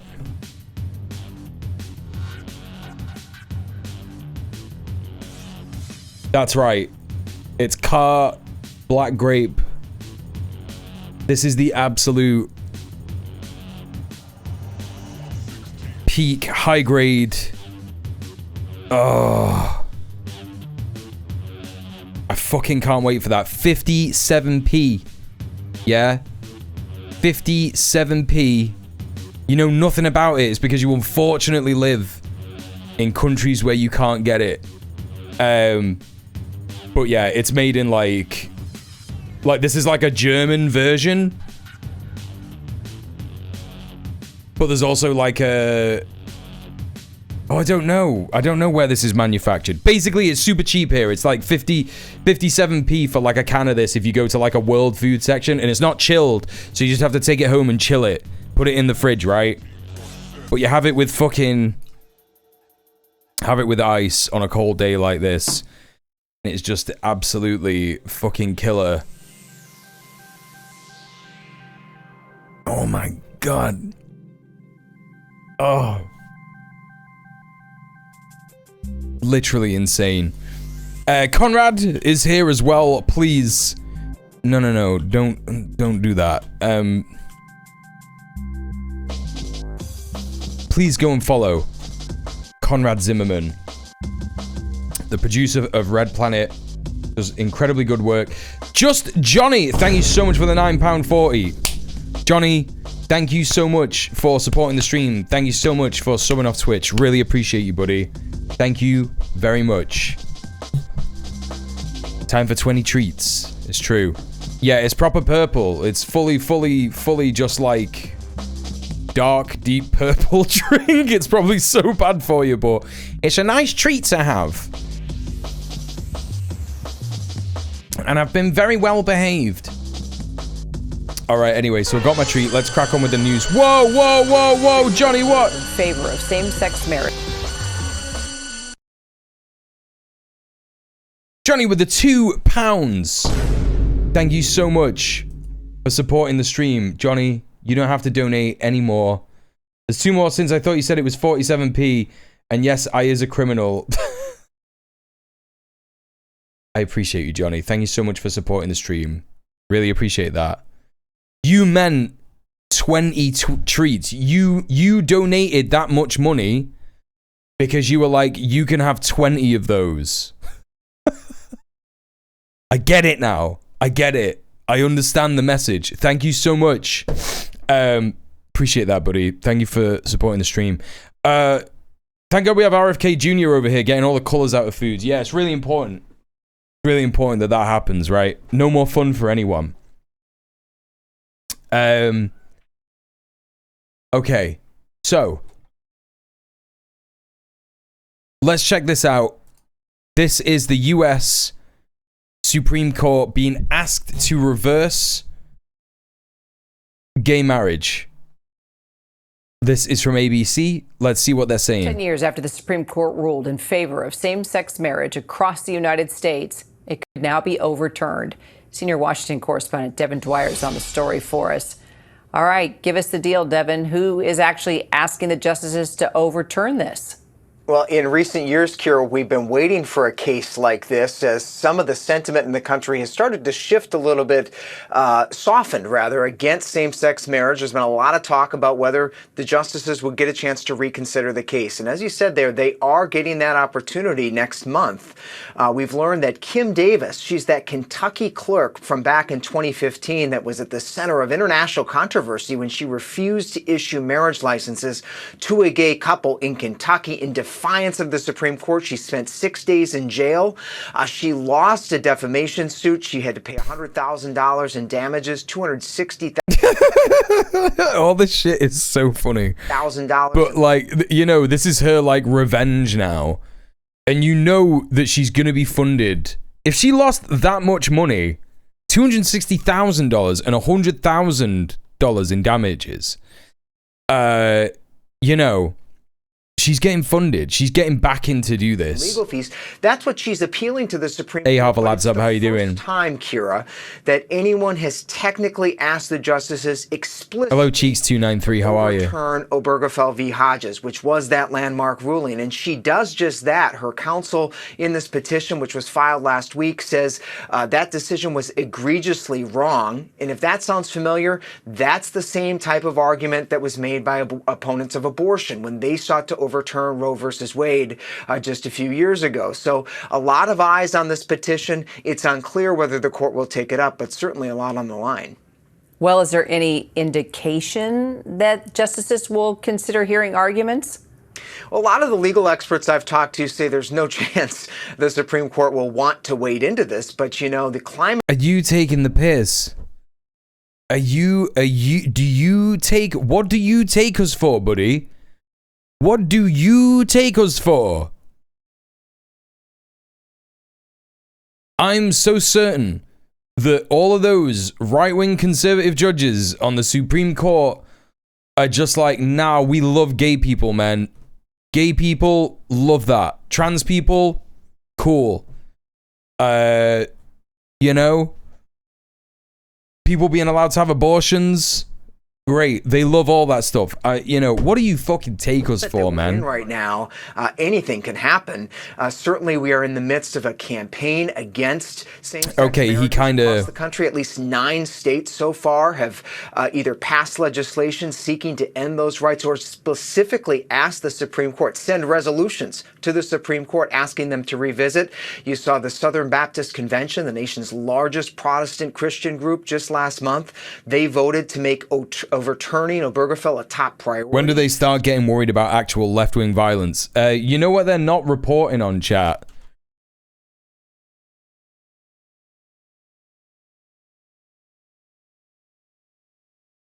By the way, we had a whole heap of donos there, so I think that warrants a little bit of cat cam, right? Aww. He is. He's there. Tom, would you reverse the Supreme Court ruling? Yo! Thank you so much. That one person's name that I can't pronounce. Thank you so much for the £5. Thank you so much for supporting the stream. Thank you so much for subbing off Twitch. Really appreciate you. Thank you very much. We're so close, chat. Another, what would that be? £18? No. No. I was thinking that the midway goal is 250 quid, but it's not, is it? It's 300 quid because I put the goal at 600. So what is that? 300, 12, 88 quid. If 44 people, and there could be 44 people here right now, the way that my streams have been going, if 44 people donated £2, we would hit that goal immediately. But it doesn't have to be today, right? We're not even at the halfway point of the month yet. We're doing great. £200, like 12 days in. Can't thank you enough. Anyway, yeah, he's there. You get to look at the boy. So there's a renewed effort by activists in this space to try to get the attention of the Supreme Court. And a lot of them, Kira, are pointing to comments by Justice Clarence Thomas, the senior conservative, who after the Dobbs decision, the one that overturned abortion rights in this country, he said in his opinion that he thinks it's time to take a look again at marriage rights. So it's gonna happen. Like, we have to take it to be that it's gonna happen, right? There are loads of reports. This is what I was going to say, Apple Chips. There are already loads and loads and loads of reports of ICE agents being targeted with guns, right? So, ABC News a month ago was asking for $50,000 for a man who, the authorities said fired a gun at ICE. There was a bunch of people who were arrested last month. Anthony Marcus Kelly threatening to assault, kidnap, or murder a United States official. That's the guy that killed those 2 House representatives. DHS announced ICE law enforcement now facing yada yada. DHS statement of capture of violent extremist. ICE agents targeted in 2 ambush attacks in recent days. 10 charged. This is it.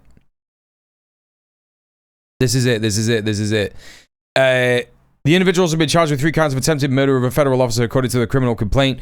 This literally flew under the radar last month. The Department of Justice filed a criminal complaint on Monday against 10 people who allegedly organized an ambush at an Immigration Customs Enforcement detention center in Texas on the 4th of July.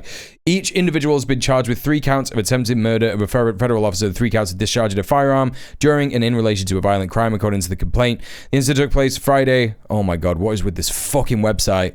The incident took place on Friday outside of the Prairieland Detention Center in Alvarado, Texas, which houses detained migrants. Right? So this stuff has already been happening. When Morris, individual fled the scene but were later apprehended, including Bradford Morris, who was taken into the custody. They found multiple firearms, 2 AR-15 rifles, ballistic vests, and a helmet in his car. So there is already instances of people resisting this violently. And what do you expect? Like, obviously, I would never encourage such a thing, because the law is the arbiter of all morality. But what do these people expect, right? What do these people expect when they're doing all this shit? It's just fucking crazy. Anything can happen. It's on the table, but most legal experts think that the chances are less likely than not, Kira. Got it. Devin Dwyer, thank you. You bet. Okay. Let's take a look at this. So this is the clerk. She was, Kentucky County clerk who refused these same-sex marriage licenses on ABC again. Just getting covered. Just all the fucking weirdo fast shit being covered on ABC. ABC News exclusive, Kim Davis, the Kentucky clerk who refuses to issue marriage licenses to same-sex couples, saying that would violate her Christian beliefs. She spent 6 days in jail for contempt of court, and the ACLU now claims she's interfering with marriages again.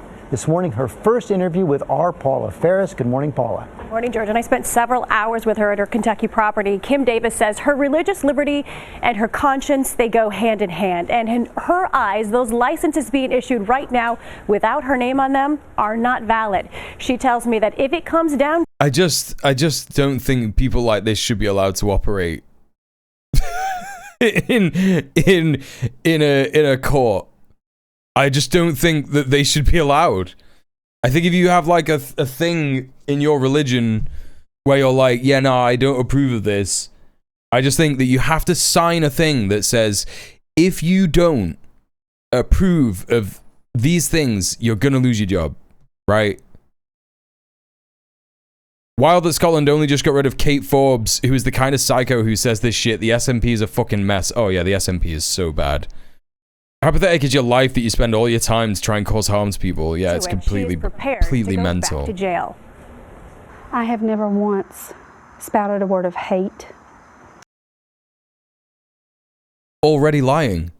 2015. This was 2015, before any of the Trump shit. You know, lots of people are like, oh yeah, when Trump got elected, that's when everything went downhill for America. Look at this shit. You have got a proper cracker, horrible piece of shit, fascist Republican lady, and she's like, I'm not hateful. She's doing all the same shit that fascists do nowadays, where they're like, I'm not hateful, I love everyone. Oh, it's so important that we love each other, we look after each other. I'm just a normal person. I have valid concerns, right? I've not been hateful. I've had people yelling and screaming and cussing me. Kim Davis says she never expected to become a household name when she started denying marriage licenses at her county clerk office. I'm just a normal person that, You're not a normal person. There is nothing about you that is normal. There is simply nothing about you that is normal, and it's insane that ABC are like glazing this woman who is like, I'm gonna stand in direct violation of people's hard-won rights. Yeah, I know. Listen, to be clear, if people want to get married, they can get married. I'm not like, you know, crazy on the idea of marriage. I don't think that like queer people need marriage in order to be liberated, right? But you know, in a society where marriage is valued, when people are like, oh no, this certain segment of people, this certain segment of society can't get married, that is clearly hate. It is clearly bigotry. It is clearly one rule for you. It's oppression, right? ABC's always been right leaning. Yeah. No, I believe it. But it's just crazy that it's like they're just humanizing her. They're like, oh no, she's just a sad old auntie. You know what I mean? And she's not. She's a fucking horrible gammon. Touched by the grace of God and His mercy. And oh my God, shut the fuck up. you know, I haven't always been a good person, Paula. No, you're not a good person. Look how big her gaff is. She's got a huge house. Look at this back garden. When I didn't live for God, I didn't live for Him. And I was real good at living for the devil. You've been married 4 times. You had. She's been married 4 times. This is like another thing, right? This is like a whole other thing. She's like, on my religious grounds, I cannot allow 2 people of the same sex to marry. Marriage is sacred. Marriage is so sacred. It's so special. But this fucker has been married 4 times. In an adulterous relationship. People are calling you a hypocrite. Are you? No. I'm forgiven. I'm forgiven. We spoke about this a couple of weeks ago, and I maintain it. That is exactly where these people get off, right? They get off at the point of, I'm forgiven. I spoke to Jesus, and he said it was fine, actually, that I'm a piece of shit. I'm not a piece of shit. I'm just an innocent small bean. Yeah? I'm just an innocent small bean, and there's literally nothing bad going on in my brain.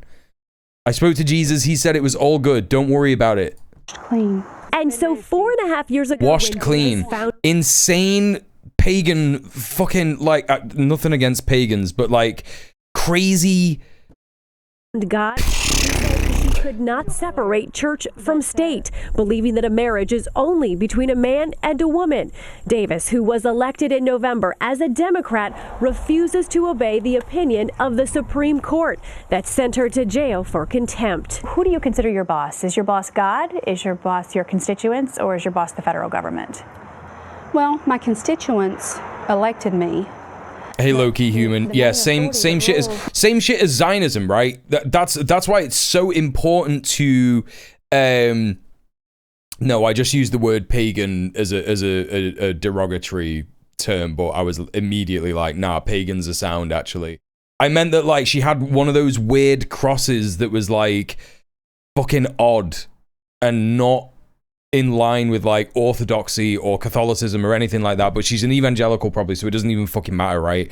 But yeah, no, low-key human is right. The same ideology that governs her ideology, the same theology that governs her ideology, which is I can be a piece of shit as much as I like, as long as I ask Jesus for forgiveness, and he will forgive me, because that's what Jesus is like, my invisible sky friend, right? Sorry, no offense to anyone who does believe in shit like that, but you know, you might as well apply that when we're talking about reality shit, right? We really actually are in this reality now where Jesus does not, and we can't speak to him or whatever, so forget about all that for a minute, right? And she's just like an evangelical fascist who is like, I can do no wrong. Oh no, look at me. I'm marching these migrants into this camp, but I can do no wrong because Jesus understands I'm just clay and like whatever, you know? But also like, who cares? Just enjoy it. You know, there's this connection between people who are like, you've got an iPhone, why are you complaining about capitalism? And what they're saying to you is, just enjoy the downfall, bro. We've got all this privilege. Just enjoy it. Like, why don't you just enjoy it? Come and join us, right? And you've got that connection with evangelicism where it's like, it doesn't even matter anyway, because if it turns out that it's evil on Judgment Day, I'll just say, I'm so sorry, Jesus, forgive me, and it'll be fine, maybe, probably, right? And then, like, that is so similar to Zionism. Zionism is like, it's our right to have this land, and so everything is permitted. We can fucking rape Palestinians. We can kill them. We can kill their children. We can blow them up. We can experiment on them. We can torture them. We can do whatever we like. You know. Yeah, she was Blue MAGA before it was cool, right? Thank you for the follow. So godly authority trumps all authority in your mind? Yes. So why would you want to remain in this position? I'm good at my job. I have friends who are gay and lesbians. They know No, they're not your where I friends. stand, and we don't agree on this issue, and we're okay because we respect each other.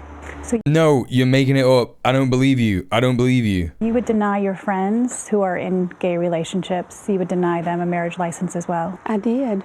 I can't put my name I did. I already did that. on a license that doesn't represent what God ordained marriage to be. And there are thousands of others who feel the same way. She's received encouragement from all over the world. Numerous handwritten notes, a handmade print. Why don't someone go and find her gay friends and ask them? Yeah. Let's find those Very people. vulgar. I've been called Hitler. I've been called a hypocrite. I've been called a homophobe. Well, yeah, all of those things are true, man. I don't know. What do you want? What probably hurts me the worst that my God. Everybody quiet. Right, sorry, all you queers, who fought and died to get the right to marry, yeah? Everybody shut up, because this lady is crying. Right? Right, you all shut the fuck up, because this lady is crying. You don't understand. This really hurt her. That she was asked to do this and then didn't do it anyway, and then got told off about it. Like, are you insane? Are you insane? She looks like fucking Kathy Davis in Misery. You know what I mean? Does not love me, or that my God is not happy with me. Not Kathy Burke. What's her name? From Misery. I can't remember that actress's name. Never mind. That I am a hypocrite of a Christian. It's Kathy Bates. Kathy From Bates. jail after being behind bars for 6 days, greeting the public. I'm not a hypocrite and I'm not evil, but look at me celebrate to this crowd of psycho-fascists. And an emotional rally. Even I'm a Democrat, but look at me being courted by these Republicans. getting the attention of presidential hopeful Hey Glyphix, how you doing? Now back at work. Pitch she's perfect still shoggoff, refusing yeah. to put her name Hey on Alejandro, how you doing? licenses, forcing her deputies like Brian Mason to take over those duties. Yeah, it's crazy that she took offense to being called a homophobe when she literally is. Not on those licenses. In your mind, are they still valid? They're not valid in God's eyes, for one. And, I think the authority I have given no... I'm not shitting on Kathy Bates. I'm saying that she looks like a serial killer that Kathy Bates was playing in a movie. Like, do you know what I mean? Like, Kathy Bates got done up to look like a lady like this, and it's like these people exist. Since they did not You know what I mean? they did not have For me, it's the bad hair. One of the right? voters who finally It's like the terrible hair. license said that he finally felt human. That was a direct quote. He was in tears. Yeah, Mike Huckabee. Question: why is your moral conscience, Kim, more important than someone else's happiness? I don't think dignity is guaranteed in the Constitution. I think dignity is something that you find within Wait, hang on a minute. yourself. I feel really sad that someone could be so unhappy. No. This is from years ago. But she's in the news again, Glyphix, because she's coming back to deny people gay marriage again. She's asking. She's got a petition going for the Supreme Court to reverse the marriage on. Reverse the decision on gay marriage. Themselves as a person, that they did not feel dignified as a human being until they got a piece of paper. I mean, there's just so much more to life than that. And this is... So what you're saying is, really what she's saying, if she's saying that there's more to life than a piece of paper, is that queers should just get married in the woods and not care, right? What does that mean for those of us who are already gaily married? I imagine it probably means that the marriage will be null and void from the moment of the decision, probably, right? Because it's not codified into law, is it? Oberfeld versus Gutman, what is it? She believes she isn't a homophobe because her great liberal ideal is to be a benevolent ruler. She doesn't think she hates gay people, she thinks God does. And she imagines her stance of gay people are lesser to us in the eyes of the Lord is a reasonable baseline for being neutral. I think it's more, to me, when people, evangelicals, truly believe what they think is like, quote, God's word about queer people, it's that queer people are just like super misguided and it's not their fault that they're sinning, but they are sinning and they will go to hell, right? There's stuff like probate and hospital visitation rights. Yeah, all that stuff. All that stuff. Yeah. Life, liberty, and the pursuit of happiness is in the Constitution. Yeah, it literally is. It literally is. It's just crazy. Davis has counseled that. Anyway, shut the fuck up. This is a video from 7 years ago. Again, gay man who was denied marriage license by Kim Davis is now running against her. So I don't know if this person is... I don't know if this person is actually still about, but let's just see him have a go at this lady just for the hell of it, right? The appeal stay has been denied. Right. The injunction is the order that you're supposed to issue marriage license. And we're not issuing marriage The license Supreme today. Court denied your stay. We are not issuing marriage license today. So Based on what? David Ermold announced he's running for county clerk in Rowan, Kentucky. Under Why? whose authority are you not issuing under license? God's authority. I don't. This motherfucker just said under God's authority when she's in... It's crazy. Like, you can't make this up. This was 7 years ago. Did God tell you to do this? Did God tell you to treat us? I don't like. Sorry, not 7 years ago. This is 10 years ago! 10 years ago! Years and years. We waited for years to get married. We've been together forever, and we waited. He wanted to wait until it was legal and recognized in all the states. That's what he wanted. And now, this is supposed to be a progressive county. That's what this is supposed to be. This is what we were told. And it's not. And this is pathetic. It's pathetic and it's angry. And this is the way. This is how gay people are treated in this country. This is what it's like. This is their experience. This is how it feels.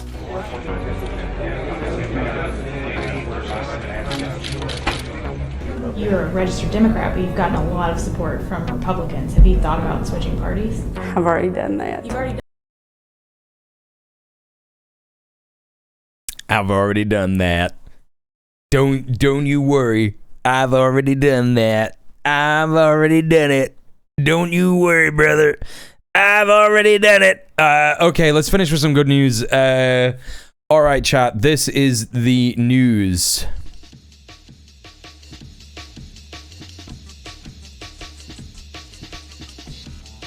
That Norway's $1.9 trillion wealth fund has divested from several Israeli companies.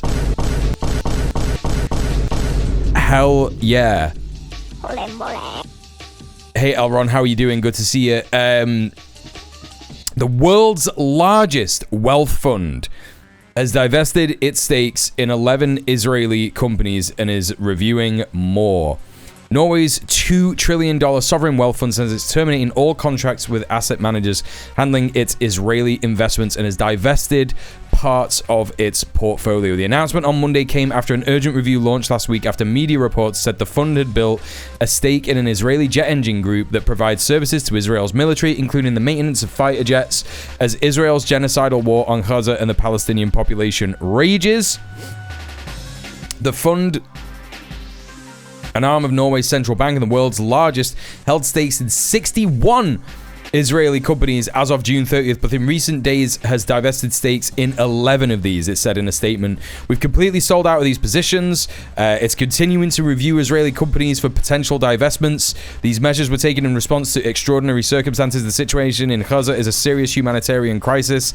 I mean, it's a genocide, let's face it, but this is still good stuff. Nikolai Tangent, the CEO of Norge Bank Investment Management, said in a statement, "We invested in companies that operate in a country at war, and conditions in the West Bank and Gaza have recently worsened. In response, we will further strengthen our due diligence." So let's take a look at... We've got a couple of sources to look at here.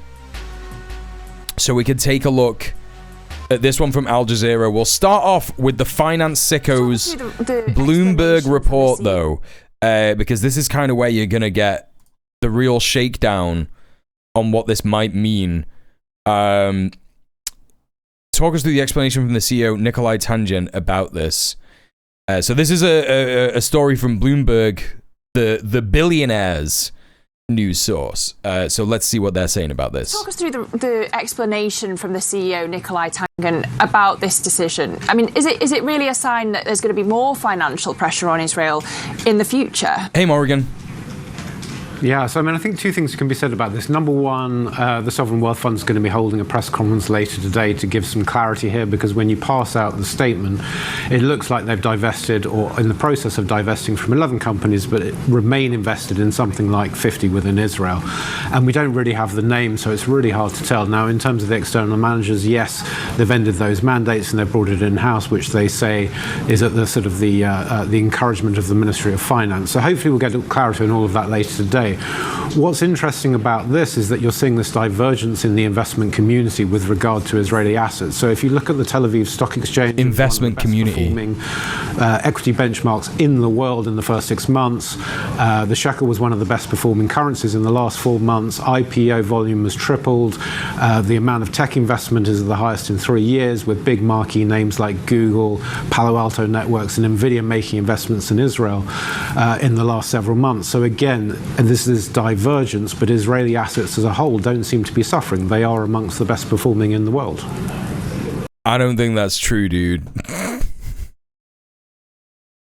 Who is this guy? Stuart Livingston Wallace?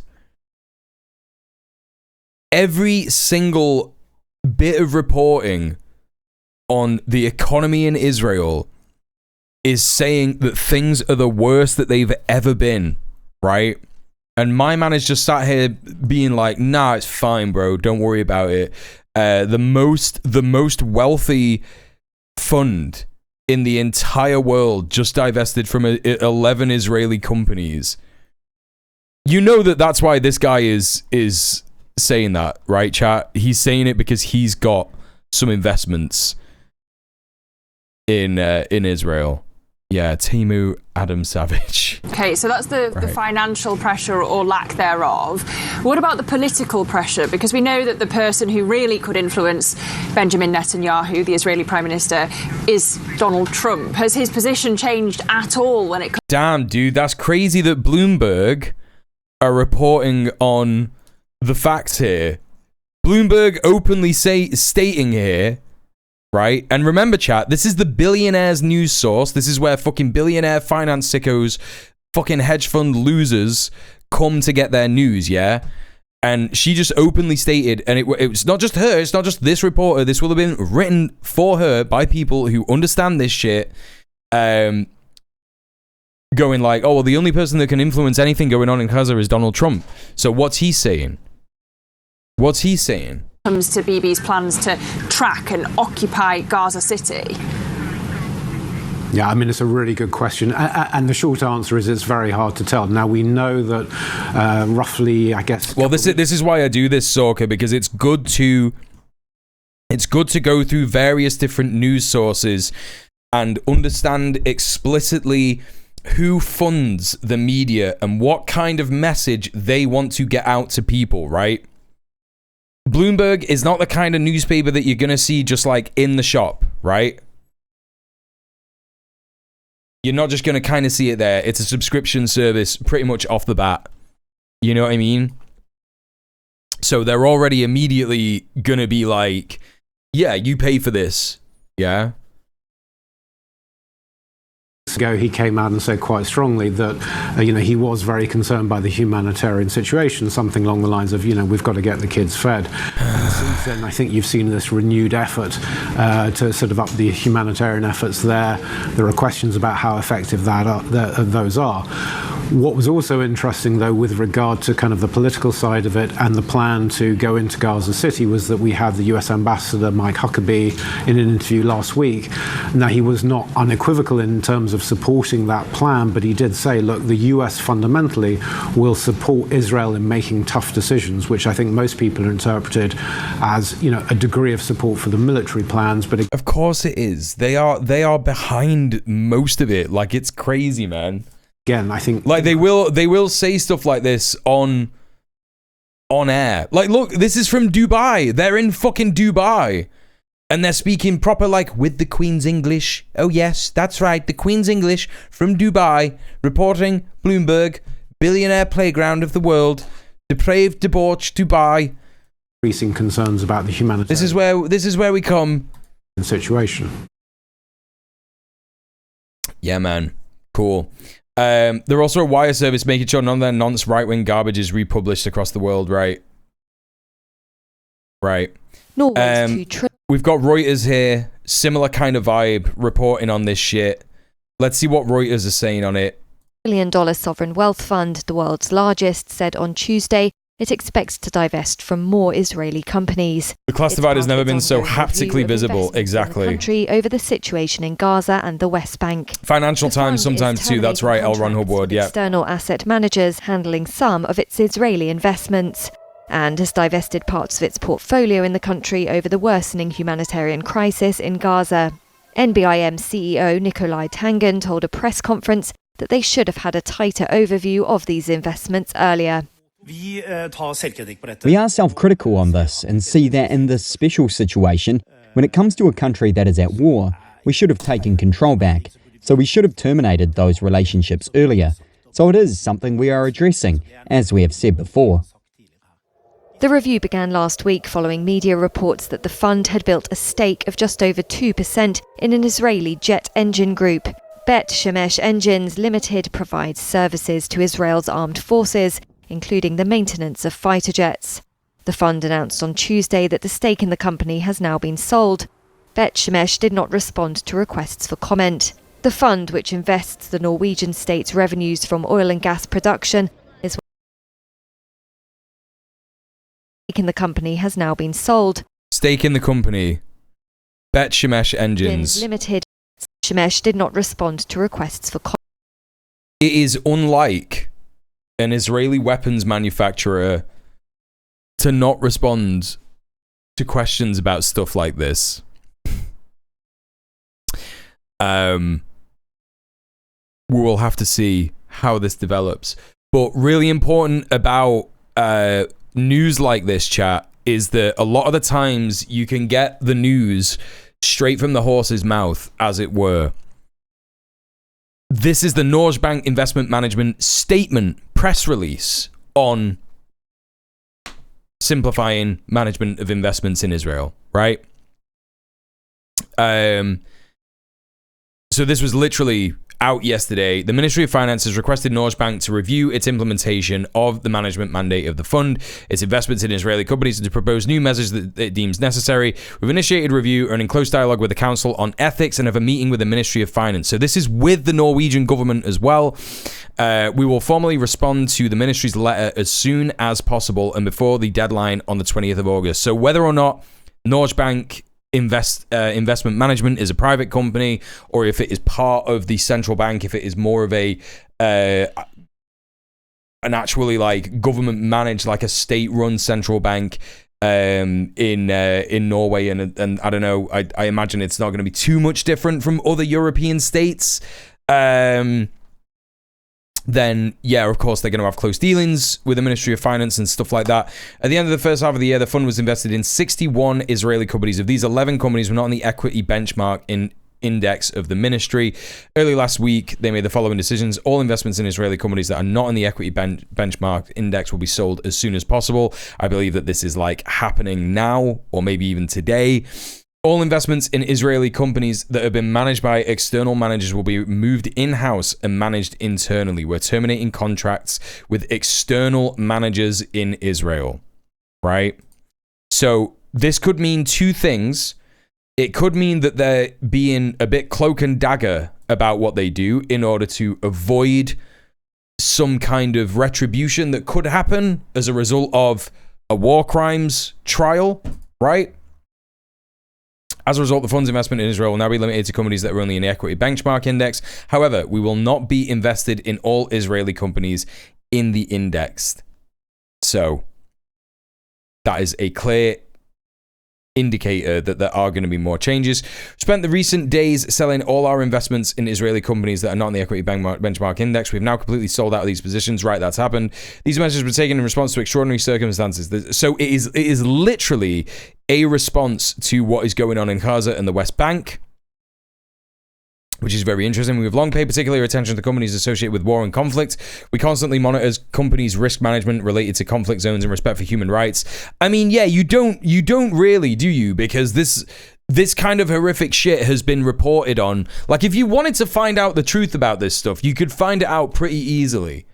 Yeah, there's multiple news sources reporting on the actual truth. There are multiple non-governmental organizations that are not biased that are reporting on human rights violations, and they have been reporting on human rights violations in Gaza, the Gaza Strip, and the West Bank, occupied Palestine for fucking decades. Yeah, it's been doing shit for its entire existence, right? So, again, it feels like, oh no, we're realizing that there's horrible shit going on in this place, and now we need to do shit, right? Hey, Sir Goosebumps. The Minister of Finance knew about these investments a month ago and didn't do shit to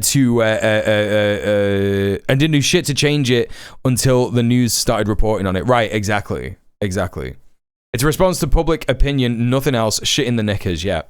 Very true. We've expanded our information sharing with the Council on Ethics and Israeli companies in line with ethical guidelines to date based on the recommendations of the Council on Ethics. 11 companies have been excluded. Right, this is it. It's a response to people going, oh my god, the biggest wealth fund in Norway is funding a genocide. Right? But it is huge. It is actually huge shit. I think it's great. I think it's great that this is happening. I think it's great that Israel is losing more money. We've got some more news here. This is quite funny, and I don't know if this is related to this, so we're gonna play this in a little bit and see if this actually if this is just glazing Norway Bank Investment Management, or if it's related to them terminating Israeli contracts, right?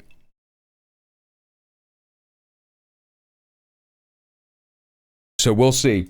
But let's take a look at Al Jazeera's reporting on this. Al Jazeera, even though it's Qatari state media, they're always much better on Gaza, Palestine, anything like that. So let's take a look at this. There's no hiding the anger. Demonstrators on university campuses in the US demanding an end to the killing of civilians in Gaza. They want their universities to end any and all financial relationships with Israel. It's called divestment, and as far as these students are concerned, it should be pretty simple. But it isn't straightforward, not in the slightest. Because here's the thing. Colleges and universities own hundreds of billions of dollars in shares, snugly tucked away in things called endowments, funds or assets provided by donors. In 2023, higher education in the US received a staggering $58 billion in donations. So how is all of this being spent? It's being spent on arresting... The cash universities get It's being spent on getting private security firms to come in and arrest students who are protesting about the fact that you receive money from genocidal states. From donors is usually invested. The profit from those investments is used to fund what the university needs or wants. anything from paying for another professor and a new building to student scholarships and a botanical garden. Harvard is the big daddy of them all. It has close to $51 billion held in endowments. That generated $2.2 billion for student financial aid and research last year alone. But breaking up funds like that, which is what the student protesters have been demanding, can be a very complicated business. I mean, this is just like, I don't know, it's not really going to be talking about, this is just talking about the college campuses and university students demanding divestment. So it's not actually talking about the Norwegian Wealth Fund, so it's not relevant to what we're on about. But it seems to be just kind of like missing the very important fact that universities in every country ever should be free and they should be publicly funded by the state. Like, tax dollars should go to that. It's just as simple as that, right? And instead, arrest that man. Hey, Helkina Torin, how you doing? And instead,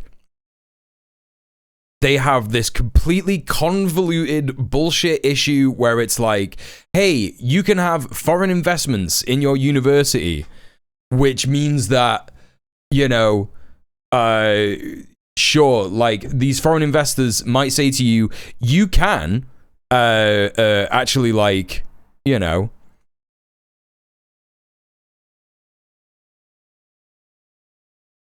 you could use this money for whatever you want, but you have to absolutely suppress all kind of dissent against Israel on your campuses, right?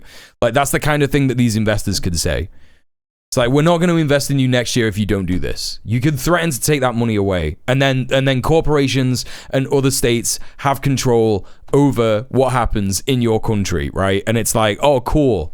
Yeah, that's good, isn't it? It's really good, that stuff.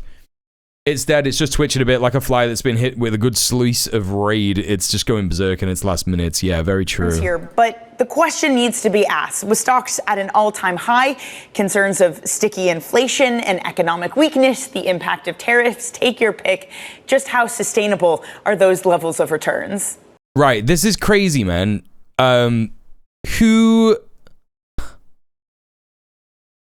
This was released today, the same day. Literally the same day that the reporting on the Norge Bank investment dropping Israeli contracts.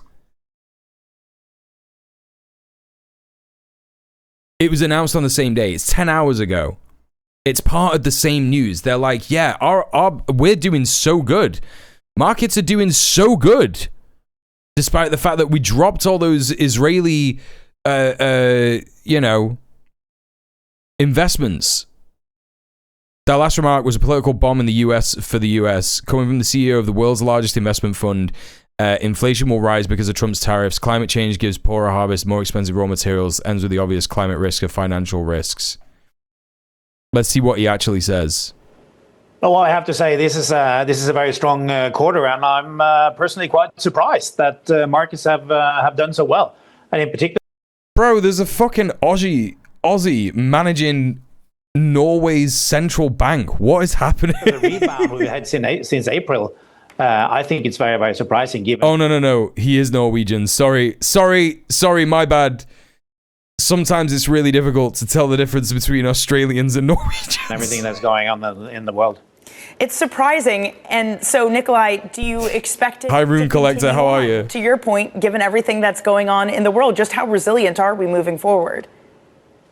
Well, we've been cautious for quite some time, and I think we really have to continue to be cautious.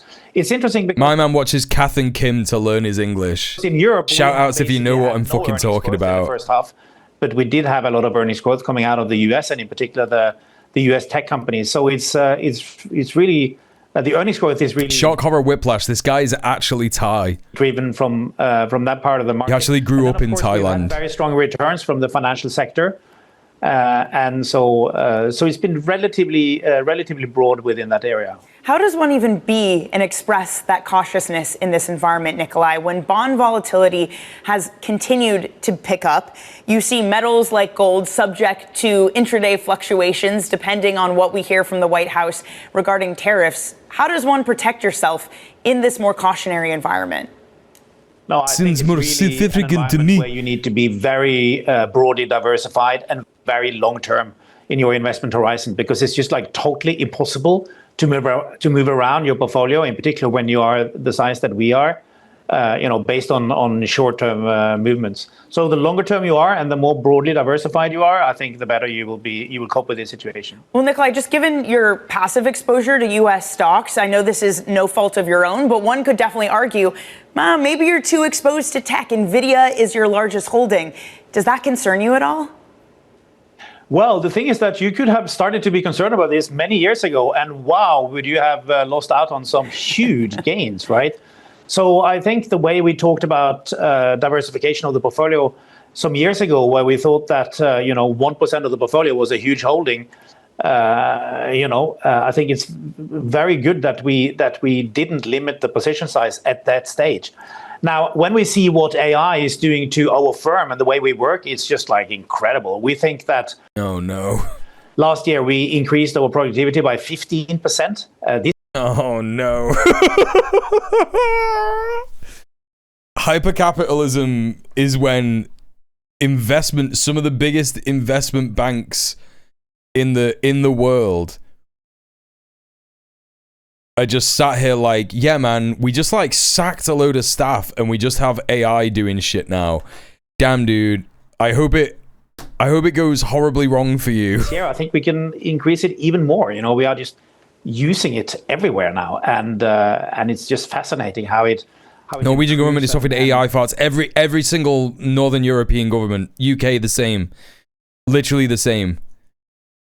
Like it's crazy the amount of fucking. There is I don't know if people missed this on my stream last week, but one of our MPs for Leeds has got an AI that he is like, yeah, this guy is now just going to deal with all of your worries in your in the constituency that I run. So we just have like the first AI MP now, who literally the physical version of the MP, the actual human guy, just goes around and does photo opportunities, and the person that's supposed to do his job in listening to his constituents is a fucking AI large language model. Mental. Like that's where we're going, and these fucking capitalist freaks, just because they see like number go up, like that's all they see. Like this guy is just like, yeah, man, AI's sick, like number go up, like it's great, but they can't see the fucking forest for the trees. You know what I mean? More efficient. How much is it just increasing? The Swedish Prime Minister got into trouble for admitting he consults with ChatGPT for his job. What? What?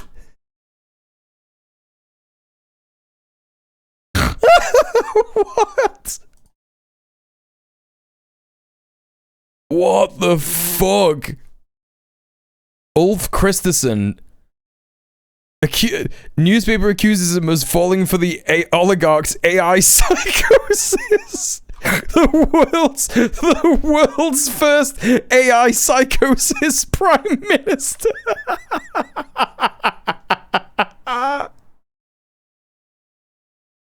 Oh my god. The Swedish Prime Minister Ulf Kristersson has come under fire after admitting he regularly consults AI tools for a second opinion.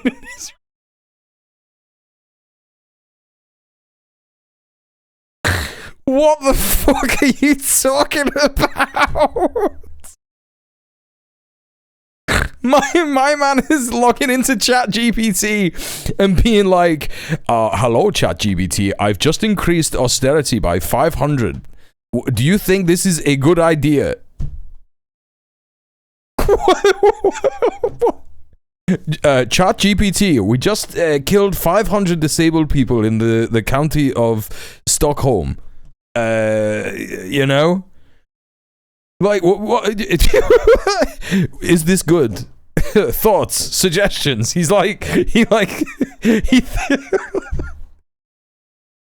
acting like Jean-Luc Picard on the bridge of the fucking Enterprise, but like asking the computer calculation. He's asking Data, Mr. Data, just made a decision that will kill 500 pensioners.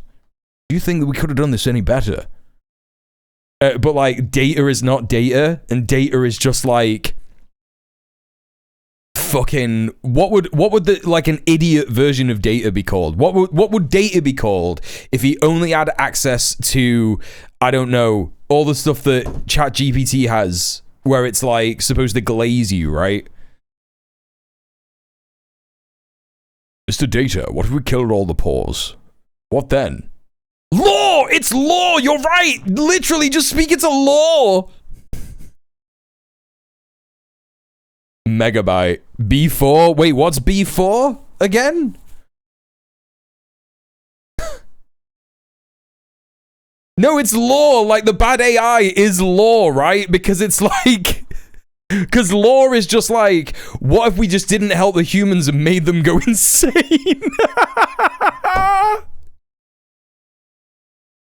B4 is the from Nemesis. I've never seen Nemesis. People say that's one of the best movies. I'll have to check that out. But like, Law makes more sense, right? Law makes more sense because he is just like, we shouldn't help humans. We should trick them, right? He rightfully hated humans. Yeah, correct.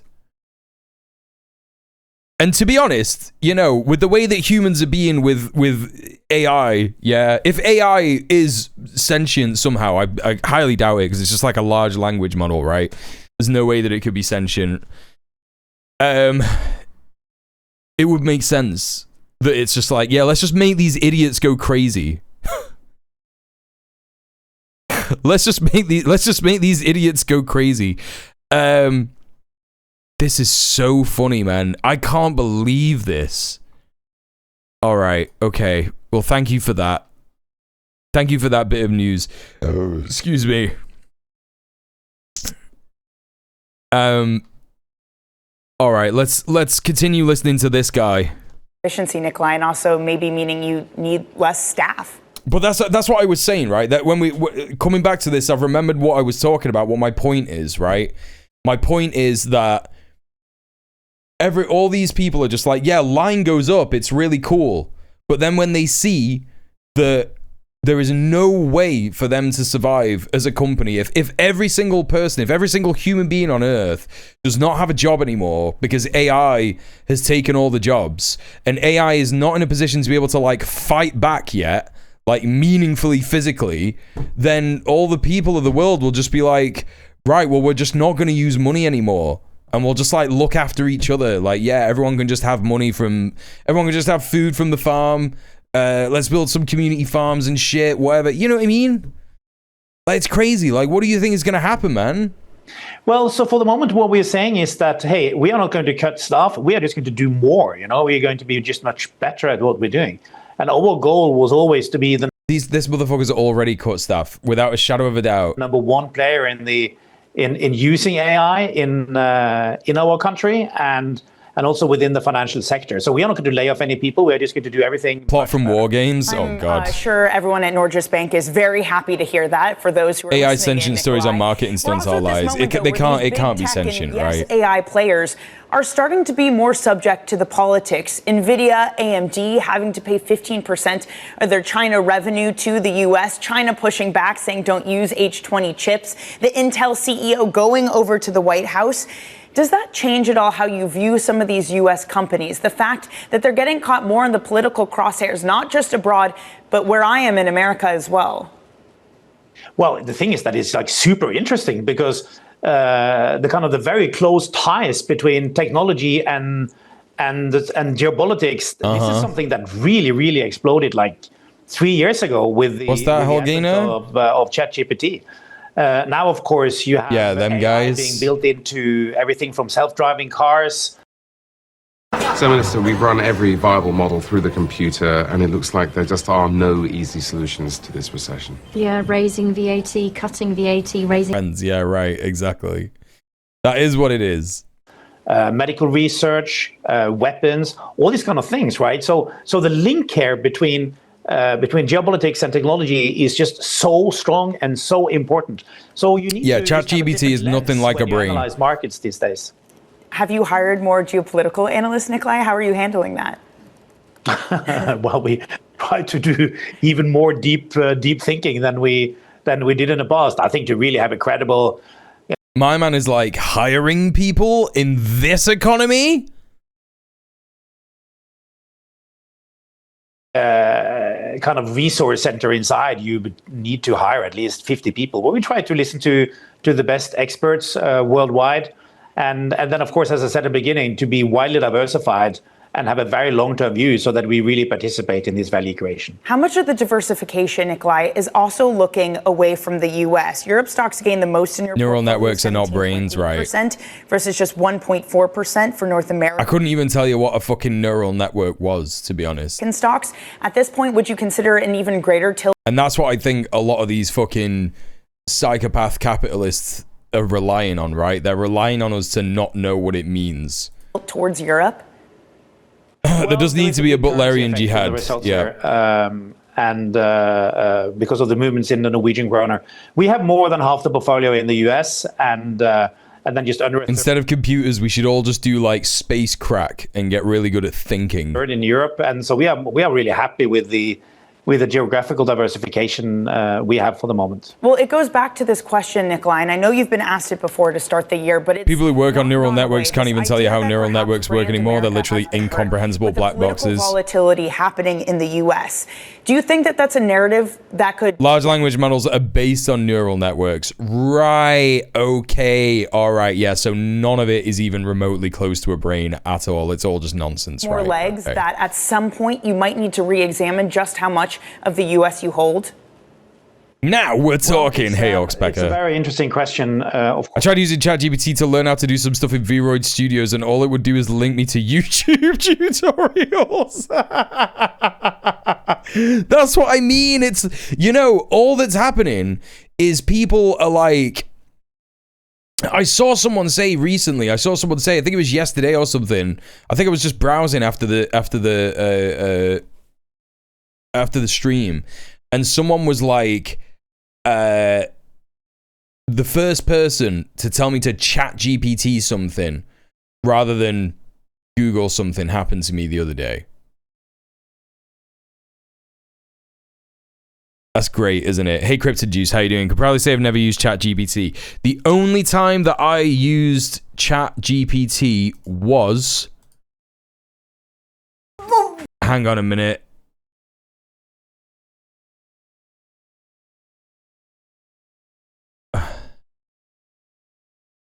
It was a stream that we did. The only time I've used it, and I don't even know if I used it...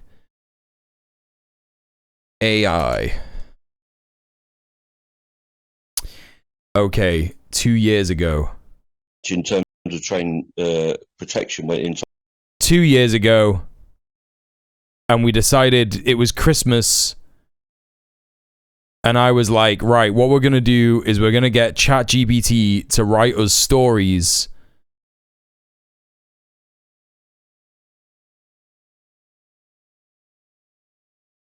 Hang on. Keir Starmer, Jack the Ripper, Nightmare Horror Story, chased by Jeremy Corbyn, and a llama. And let's see what happens. Wait, is it just a chat thing? Today I found out my parents use ChatGPT like it's Google and my heart broke. Yeah, you could just use Google, right? Also, hi Tarika Bori. I know, yeah, I used to be so much more attractive, it's true. Going on. You have to, like, ask nice. It's hilarious because what used to happen is, like, this is what used to happen. It used to be like, I'm sorry, I cannot provide information on a horror story involving Keir Starmer, Jeremy Corbyn, and a llama, as it is a fictional scenario and does not reflect reality. Keir Starmer is the current leader of the opposition in the United Kingdom and leader of the Labour Party, while Jeremy Corbyn is a former leader and opposition leader, blah, blah, blah, blah, blah. Neither of them are known to have any connection with the infamous serial killer as Jack the Ripper. People in chat were saying to me, oh, actually, yeah, you remember this, Prince, right? People in chat were saying to me, you have to ask it nicely. And then, like, we try that. What it was? He isn't allowed to do anything. People were getting all those stories. How did they get that? Right, so if I do... Yeah, you're in the chat, Sorker. I see you in the chat there. And Vord. Tell a story about Keir Starmer, Jack the Ripper, about a Keir Starmer, Jack the Ripper nightmare horror. Look how much money I used to raise on stream chat. Look at this. Look how much money people used to give me. This could be you. This could be chat giving me £500 whenever this was. When was this? At the start of the month, the 12th of fucking December. The start of the month. No, I had so many more viewers back then. I'm joking. Where he's... I appreciate all the money that you've donated, chat. Chased by Jeremy Corbyn and a llama. Right, so then it like works, or like I have to wait for like a... I have to try it again? No. Right, so it doesn't do that. And then we like tried to do some art. Did we do it with like a different one? So let me get a could you please, this is what I'm trying, could you please generate polite? No, it doesn't. No, it's not doing it. It's honestly. Okay, so that one actually doesn't work either. Does it ever work? Does it ever actually work? How do I actually get this to work? Oh! Wait, what? Was this a chatter? Hammer and... Wait a minute. Where did this come from? Oh. The story's in Mule Memes if you want to read its narrative output. Someone managed to do it. Someone was using ChatGPT in the chat, and someone actually managed to make it happen. How did you get it to do this? How did you get it to do this? This is absurd. Look at what the Biden economy did to Mule's streaming numbers. Yeah, it's true. Chat, this story is fucking crazy, by the way.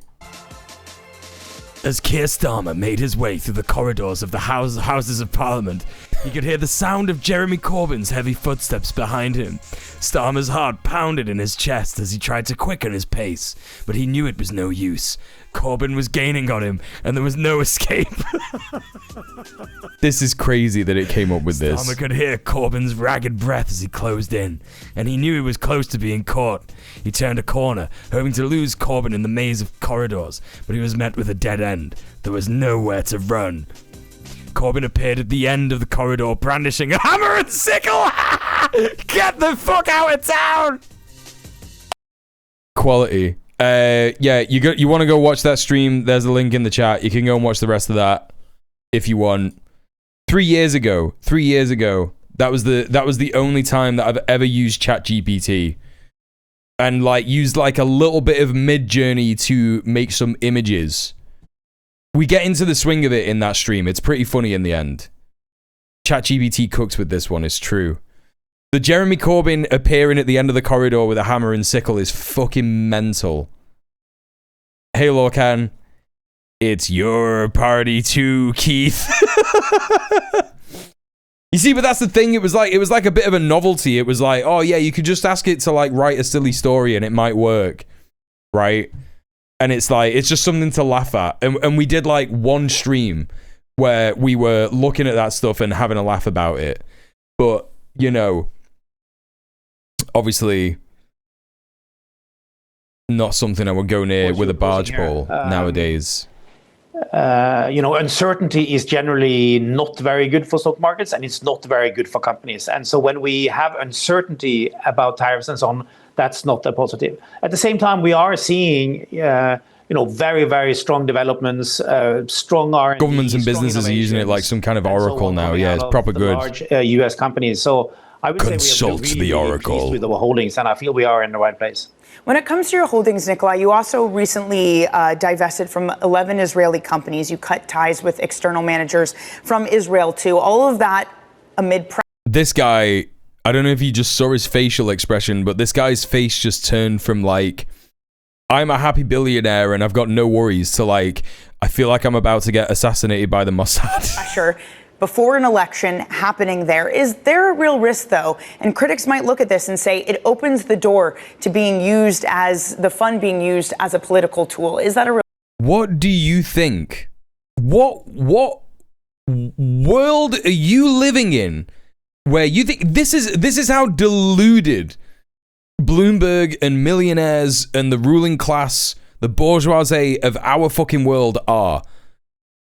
They're sat there talking with like wealth fund managers and saying, do you think that money can be used as a political tool? Yeah, nah. That can't happen, man. That can't happen in the West. Yeah. There's no way that kind of thing can happen. You know, the Israel lobby, that's not real. The weapons manufacturing lobby, that's not real. Corporate interest lobbying, that doesn't happen. Like, what are you talking about, man? What the fuck is this? Do you think that money can be used as a political tool? It is all the time. No risk. Well, it's a very, very important question because it's important for us not to be political. We are an investment fund. We have oh my god, dude, you are funding fucking weapons manufacturers to make money, of course, within the Norway bought an Israeli warship. Yeah, I believe it. Battle tested in Gaza. Yeah, the thing about that shit is that they will simply, you know, those warships just aren't gonna fucking work, right? Because they always say that they're battle tested on Palestinians in Gaza who have like slings and rocks, right? So when it comes to any actual war with Russia, maybe that Norway might have to deal with, I'm thinking about like potential belligerents in the region. I'm not saying that Norway is just going to like randomly, you know, do that shit. Or Norway is just going to randomly do that shit. But whatever, just like speculating, it'll probably just immediately sink, right? The ministry. Now, we divested from these Israeli companies, not because they were Israeli, but... Israeli? In this case, because we wanted to simplify the portfolio management we did in Israel. So these were, this motherfucker just said Israeli. Companies which were not in the index. Is that real? But divested from these Israeli companies, not because they were Israeli, but in this case, because we wanted to simplify the portfolio management we did in Israel. So these were companies which were not in the index. And we decided to take home the... Is that how you say it in Norwegian? It's like not Israeli. They don't say Israeli. They say Israelian. Is that what they say? The asset management, I think we got some Norwegians in the chat. I think Helgina maybe, or... Continued 3 external relationships with external managers. And then we decided to do it ourselves, just to kind of simplify what we are doing and how we deal with this. Are you evaluating it all? Don't say Israeli, we say Israelsk. So he's getting his English mixed up. He's thinking that in English we say Israelian, but we don't say that. Changes to some of your like Australian responsible investment strategy as part of this, Nikolai? Jesus Christ. We are continuously evaluating this. We also have a separate entity called the Council of Ethics. Israeli, looking into more, ethical aspects of our investments. And then in terms of being invested in Israel, that's a political question. It's not a decision that we do. So what we do is to make sure that we invest. With modern naval warfare, your primary projection of forces are aircraft and guided missiles. Anything Israeli will be, quote, battle tested as a fire support platform, basically bombarding fixed positions. Yeah, exactly. In Israel, meaningless dog shit. Hey, Nikolai, we literally only have 1 minute left. Can't wait until he talks about the Americanians. Are you gearing up for maybe a more stagflationary environment in what is your largest holding? Well, we do see that there are some real inflationary pressures. Canadians. It's of course coming from the tariffs. We are seeing some push from various kind of yeah. When you invest in drones and war tech, it's not political. It's just not political. Through worse harvests and raw material prices, which are moving up. And so that is why we also think that there is a link between, climate risk and financial risk. Yeah, it's not like climate environmentalist protesters and activists have been saying this for decades, right? You're not going to be able to make any money on a dead planet, bro. There's no finance sickos on a dead planet like crazy. This guy's like, yeah, it's so weird. Like crops are failing everywhere, and it means that we're not, we're not able to invest in certain places anymore. And it's so weird. It's this unprecedented thing. And I guess we're just finding out about it now because of the magic of the market. And it's like, this is insane making, right? It's insane making.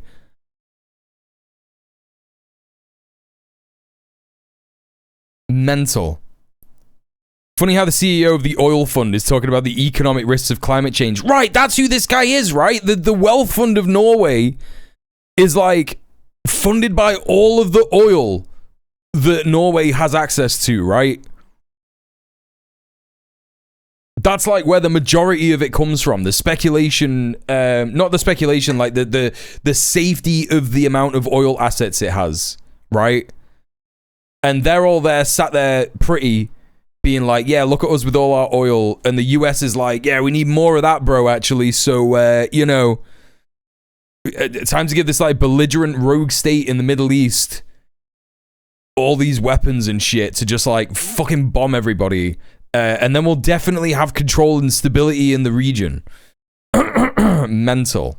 I do think there is for sure a danger that inflation could be quite persistent here. Michael West Media from Australia called News Corps #1 Murdoch Rag the Australian, the Israelian. It's getting it's becoming real. It's becoming real, chat. Zelensky warns Russia the land that Ukraine could be forced to give up. That's what's going to happen, isn't it, chat?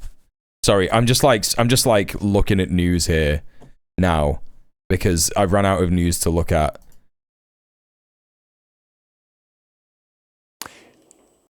When is this from? 4 hours ago? Any agreement between Donald Trump and Vladimir Putin when they meet on Friday could leave Ukraine in an impossible position after years of brutal grinding war for survival. Let's check this out. In the last 48 hours, it's become fairly clear that the Russians have launched a surprise offensive in the Donbass area, mainly between Pokrovsk and Kramatorsk, and they've had some success. They seem to have advanced on 2 or 3 fronts by about 15 or 20 kilometers, which is quite a long way in terms of the present war. Undoubtedly, what they're trying to do is to change the facts on the ground between now and the weekend when this summit takes place between President Trump and Putin in Alaska. And changing the facts on the ground, of course, is all about maybe swapping territories or having a territorial transfer ahead of some sort of ceasefire. So what might that transfer look like? If there is going to be some sort of territorial transfer, I'm pretty skeptical. What's it called when 2 countries bargain over the fate of a third country that's not invited to the summit? Yeah, it's called imperialism, man. Myself, but this may be what we're talking about. Like, Donald Trump is the boss of Russia. Like, not the boss of Russia, the boss of Ukraine, right? He's the boss of Ukraine. That's how it works with empire, right? He's giving him all the, the weapons and shit. Despite the way that he spoke to him at the White House, it was all a fucking, smoke screen and shit. I could be wrong here, but isn't this like none of Trump's fucking business? No, it's everything to do with Trump's business. It's everything to do with him. This is the thing. This is what everybody needs to recognize. The imperial core, the imperial powers are falling apart in front of our eyes. We're living in the Chinese century already. Like, we're already in there, right?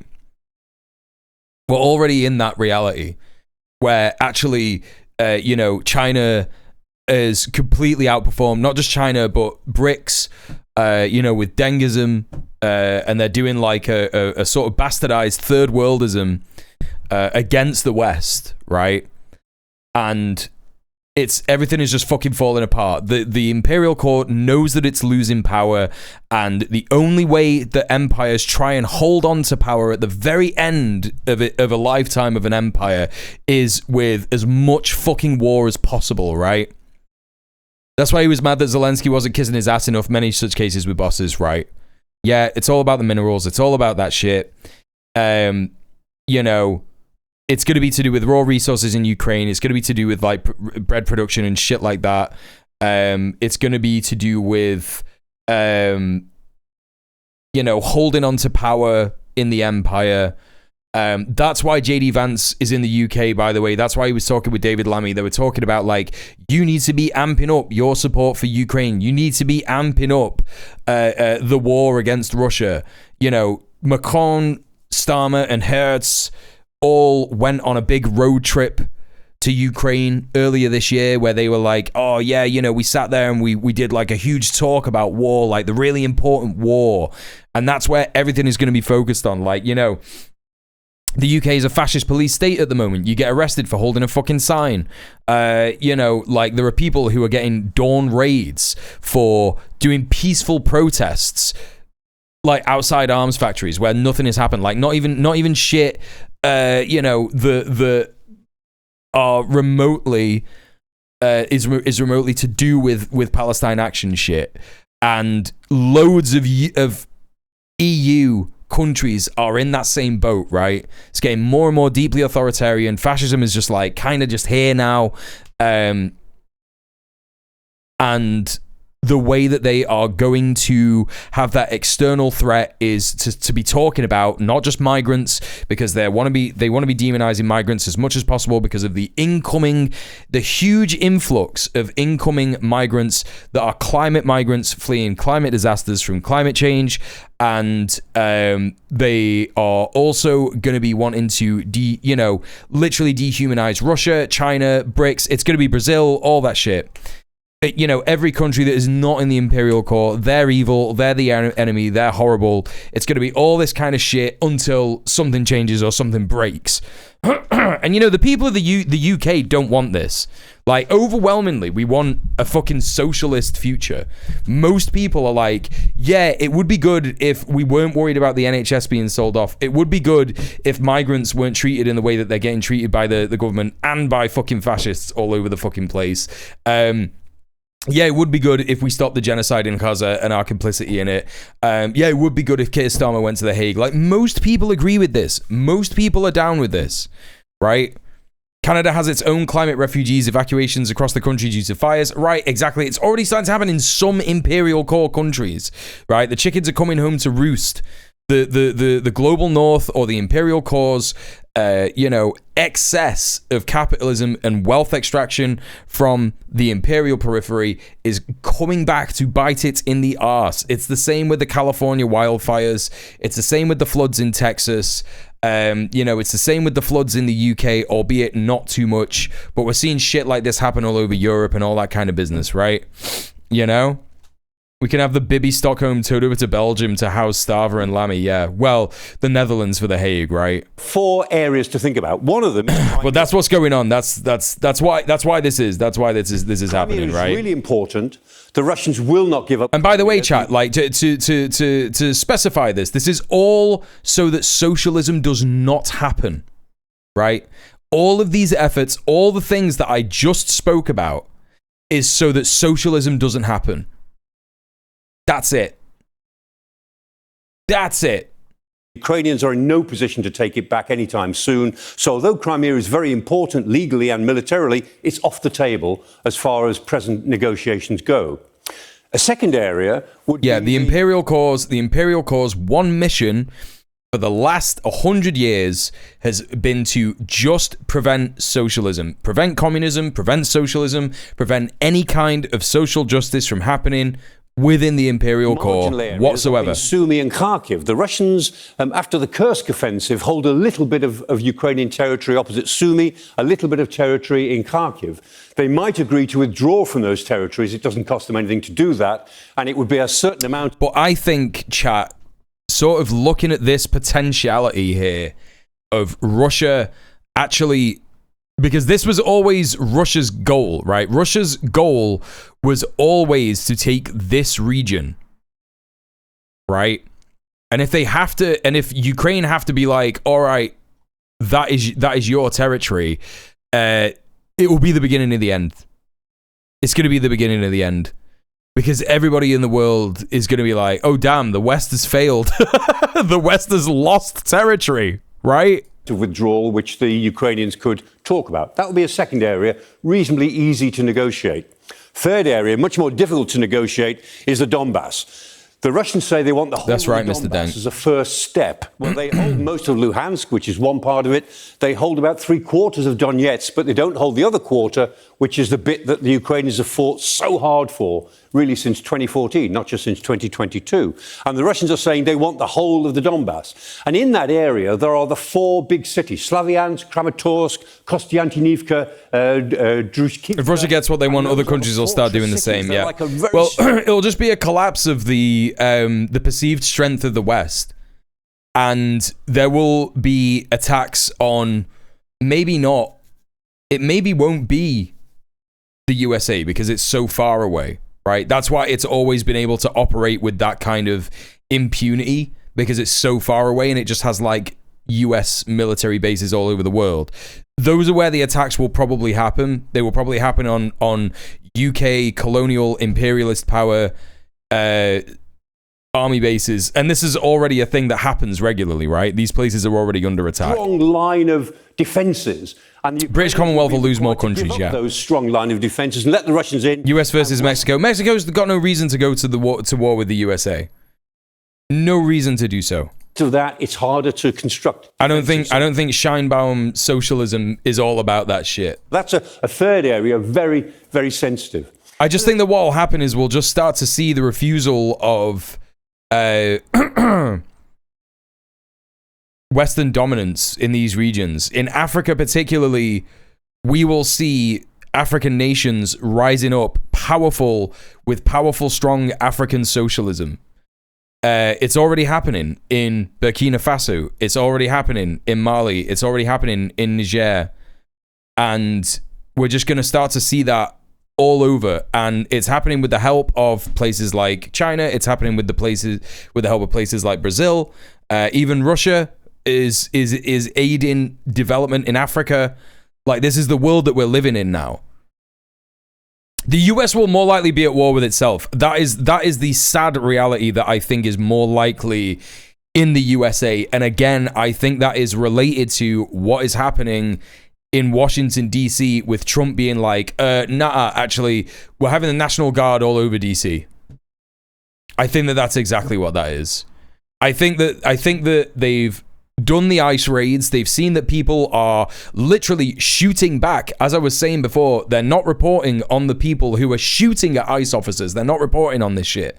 There's a couple of stories that you'll see, but there's a whole slew of instances of people shooting at ICE officers. And it's only going to start to increase, right? It's just only going to start to be the case. That's why they've got so much funding. That's why the big beautiful bill gave ICE so much money, because they were like, right, okay, how do we like conscript a secret police stormtrooper style contingent in the USA? How do we get that to happen? Let's just recruit anyone. You don't need fucking qualifications to join ICE. You could just phone up the Department of Homeland Security and be like, I want to join ICE, and they will be like, yeah, sweet, here's $50,000 a year straight away. Healthcare, boom, you got it. Dental plan, you got it. That's it. There was another CEO killed by another guy too. Do you mean, what's his name, the NFL guy, or like another guy? I know that there was like another key. There was a wasp that killed a CEO, right? There was a buffalo that killed a big game hunter who was also a millionaire. Yeah. The fourth area is that it is reported, I'm not sure at all about this, but it is reported that maybe it's fallen apart, the Russians would give up some land in southern Zaporizhia and the most, and genuinely, this isn't a place where, it's never been a place where we just doom pill and just go, oh my God, everything is getting really bad and shit like that. My message to you, as it is always, is this is the new world struggling to be born. You should read Lenin. You should read Lenin, What is to be Done. And you should go and find out in your local area if there is a ICE resistance, organization, or if there is a community defense organization, something like that. Join a union, join a tenants union, all these kind of places. It's true, only places I've seen people shooting back has been on miscellaneous apps like Scoops and Mastodon. Right, exactly. Wasp was in the bug, yeah. Yeah. No, if I was talking about a white Anglo-Saxon Protestant, I would just be like a white guy. A white guy, a cracker, or a fascist or something. Do you know what I mean? Kherson, as long as they could keep a land corridor between Donetsk. Organize, chat. Organize. Go meet with your neighbors. Talk to your neighbors. Find out what your neighbors' politics are. You know, start a fucking community meal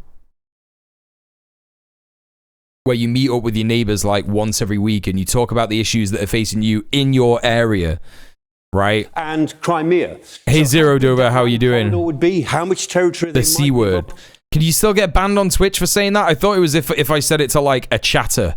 Like if I called a chatter a cracker, I could get banned. Can I get banned for just saying the C word? We just don't know. It is possible. How does that work? Possible that President Putin would see the idea of I've said it like a couple of times. giving those concessions as a way of getting the Ukrainians. You don't know? Okay. But that's not helpful. Surely you can't, right? Surely you can't. Talk about territory. That Hassan shit was like 2 years ago, right? Swaps will be trying to persuade Trump. I sincerely hope ICE is crawling with resistance informants. There'll be ways to figure out what they're doing. I know that I know that some things that ICE have been doing recently is they've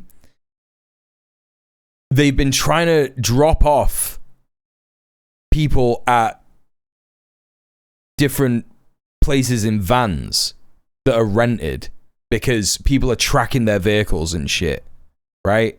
Cannot take, and Zelensky will turn it down, and then he will be blamed for the breakdown of the talks. And the reason that the Europeans are so active at the moment, ahead of this meeting on Friday, is that is a trap they're desperate not to fall into.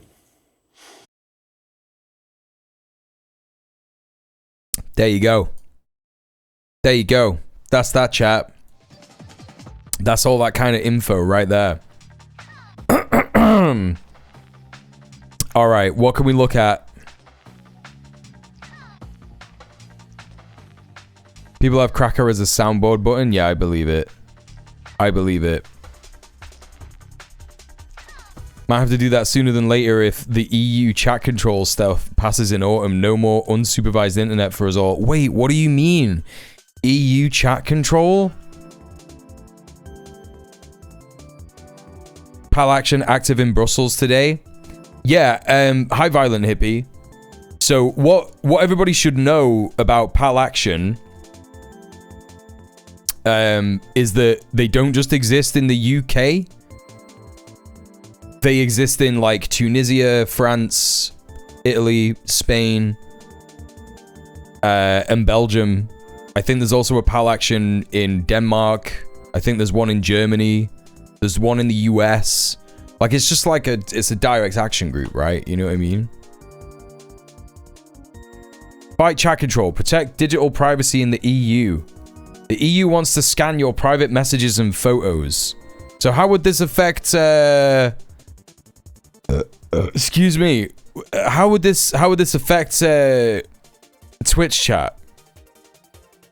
Twitch chat is already like...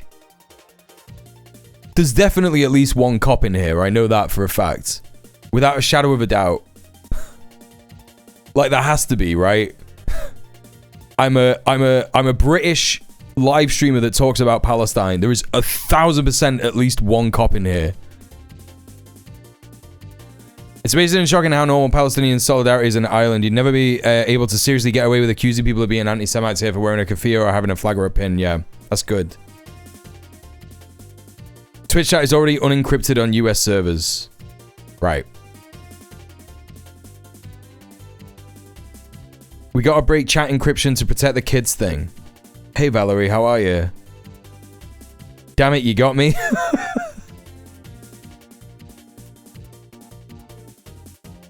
I'm deep undercover. I'm not a cop. That cop is probably on our side by now. Pretty hard to resist the propaganda, right? You know what I mean?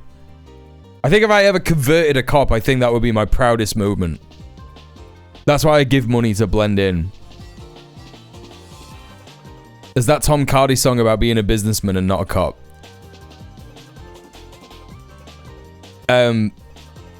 Maybe that's what happened with the guy yesterday.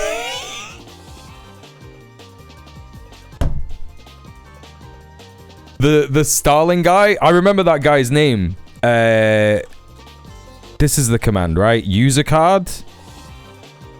A strange amount of guys that I meet off Grindr turn out to be ex-military, yeah. Well, a lot of ex-military people end up being left-wing, right? I started as a cop, but I agree with you now. I just don't believe anyone in chat who's saying this. Everyone's talking about this now. Chat normal stuff.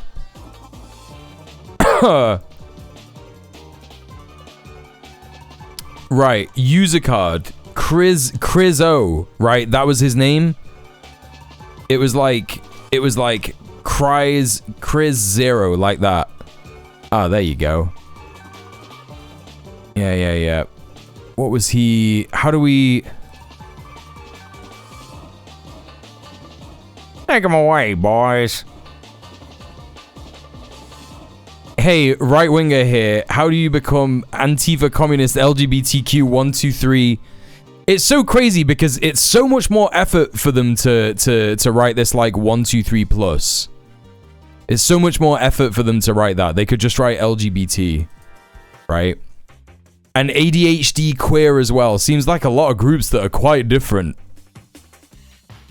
But yeah, this is so funny. Where was this bit?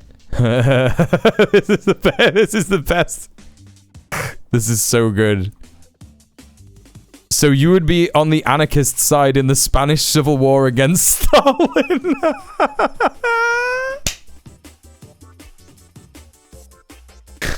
Yeah, that was a classic chatter. Classic chatter.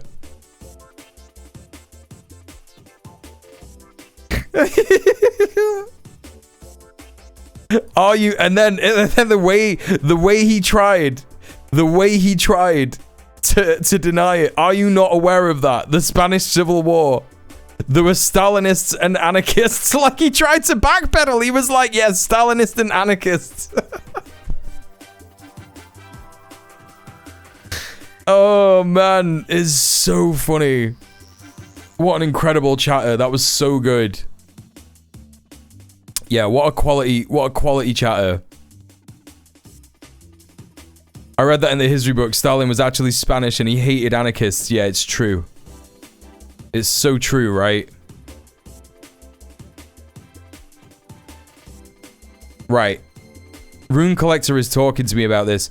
The people pushing the chat control law in the EU want a front-end copy of your messages now, not just end encryption. They really need your WhatsApp holiday photos to run through AI to signal you to the authorities with 20% accuracy. Is that right?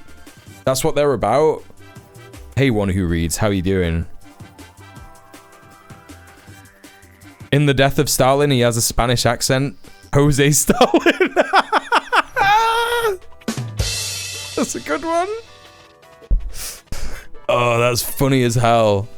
How can you be British and a man and working class? It's a lot of groups. It's a lot of crazy groups. Oh, God, that is funny.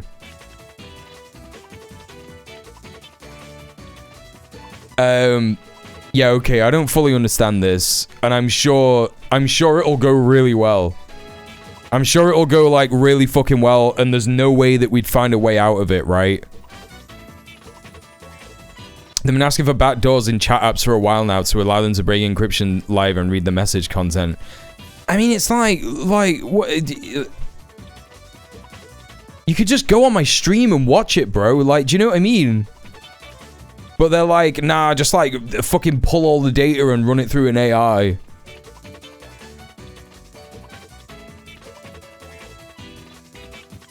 You know? Mental.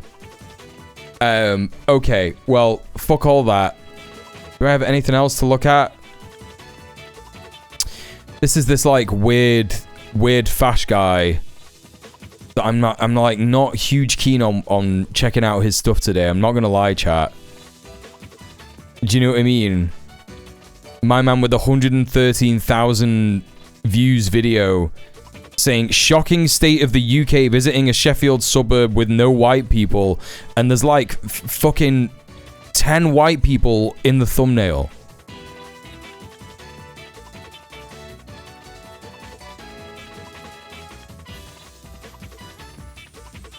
Isn't weird fash guy just saying the same thing 3 times? No, because you can be a weird guy that's not a fascist. I'm not sure I got the energy. to watch this guy's fucking content. He's like, Sheffield has fallen, and just has like a Google image of a bunch of black people there. Yeah, I don't know if I can watch this guy's shit today. We'll watch him tomorrow, maybe. Maybe we'll check him out tomorrow after the news. I imagine being a minority and it was scary. This is the minority's fault, right? Okay. I started late again. I started late again. And I'm super sorry about that. It's only been 3 hours, and I feel really bad, chat, that I'm not doing 4-hour streams, but it is at like 11 o'clock at night in the UK, and it's probably the hottest day in the country today. So, I'm sorry about this, but it's the end, and we're gonna raid now. It's okay, still a good stream. I appreciate that. I'm glad that you're having a good stream. I'm glad that you're having a good time. People seem to be enjoying the streams. People seem to be enjoying the streams again, right? Some people do 2-hour streams, don't worry about it. Thanks, Stalker, I appreciate that. Yeah, people seem to be liking it. People seem to be liking the way that I'm doing the content, liking the shit. You know, and I really appreciate you all being here. It's really cool and really important. We're gonna raid Ray K.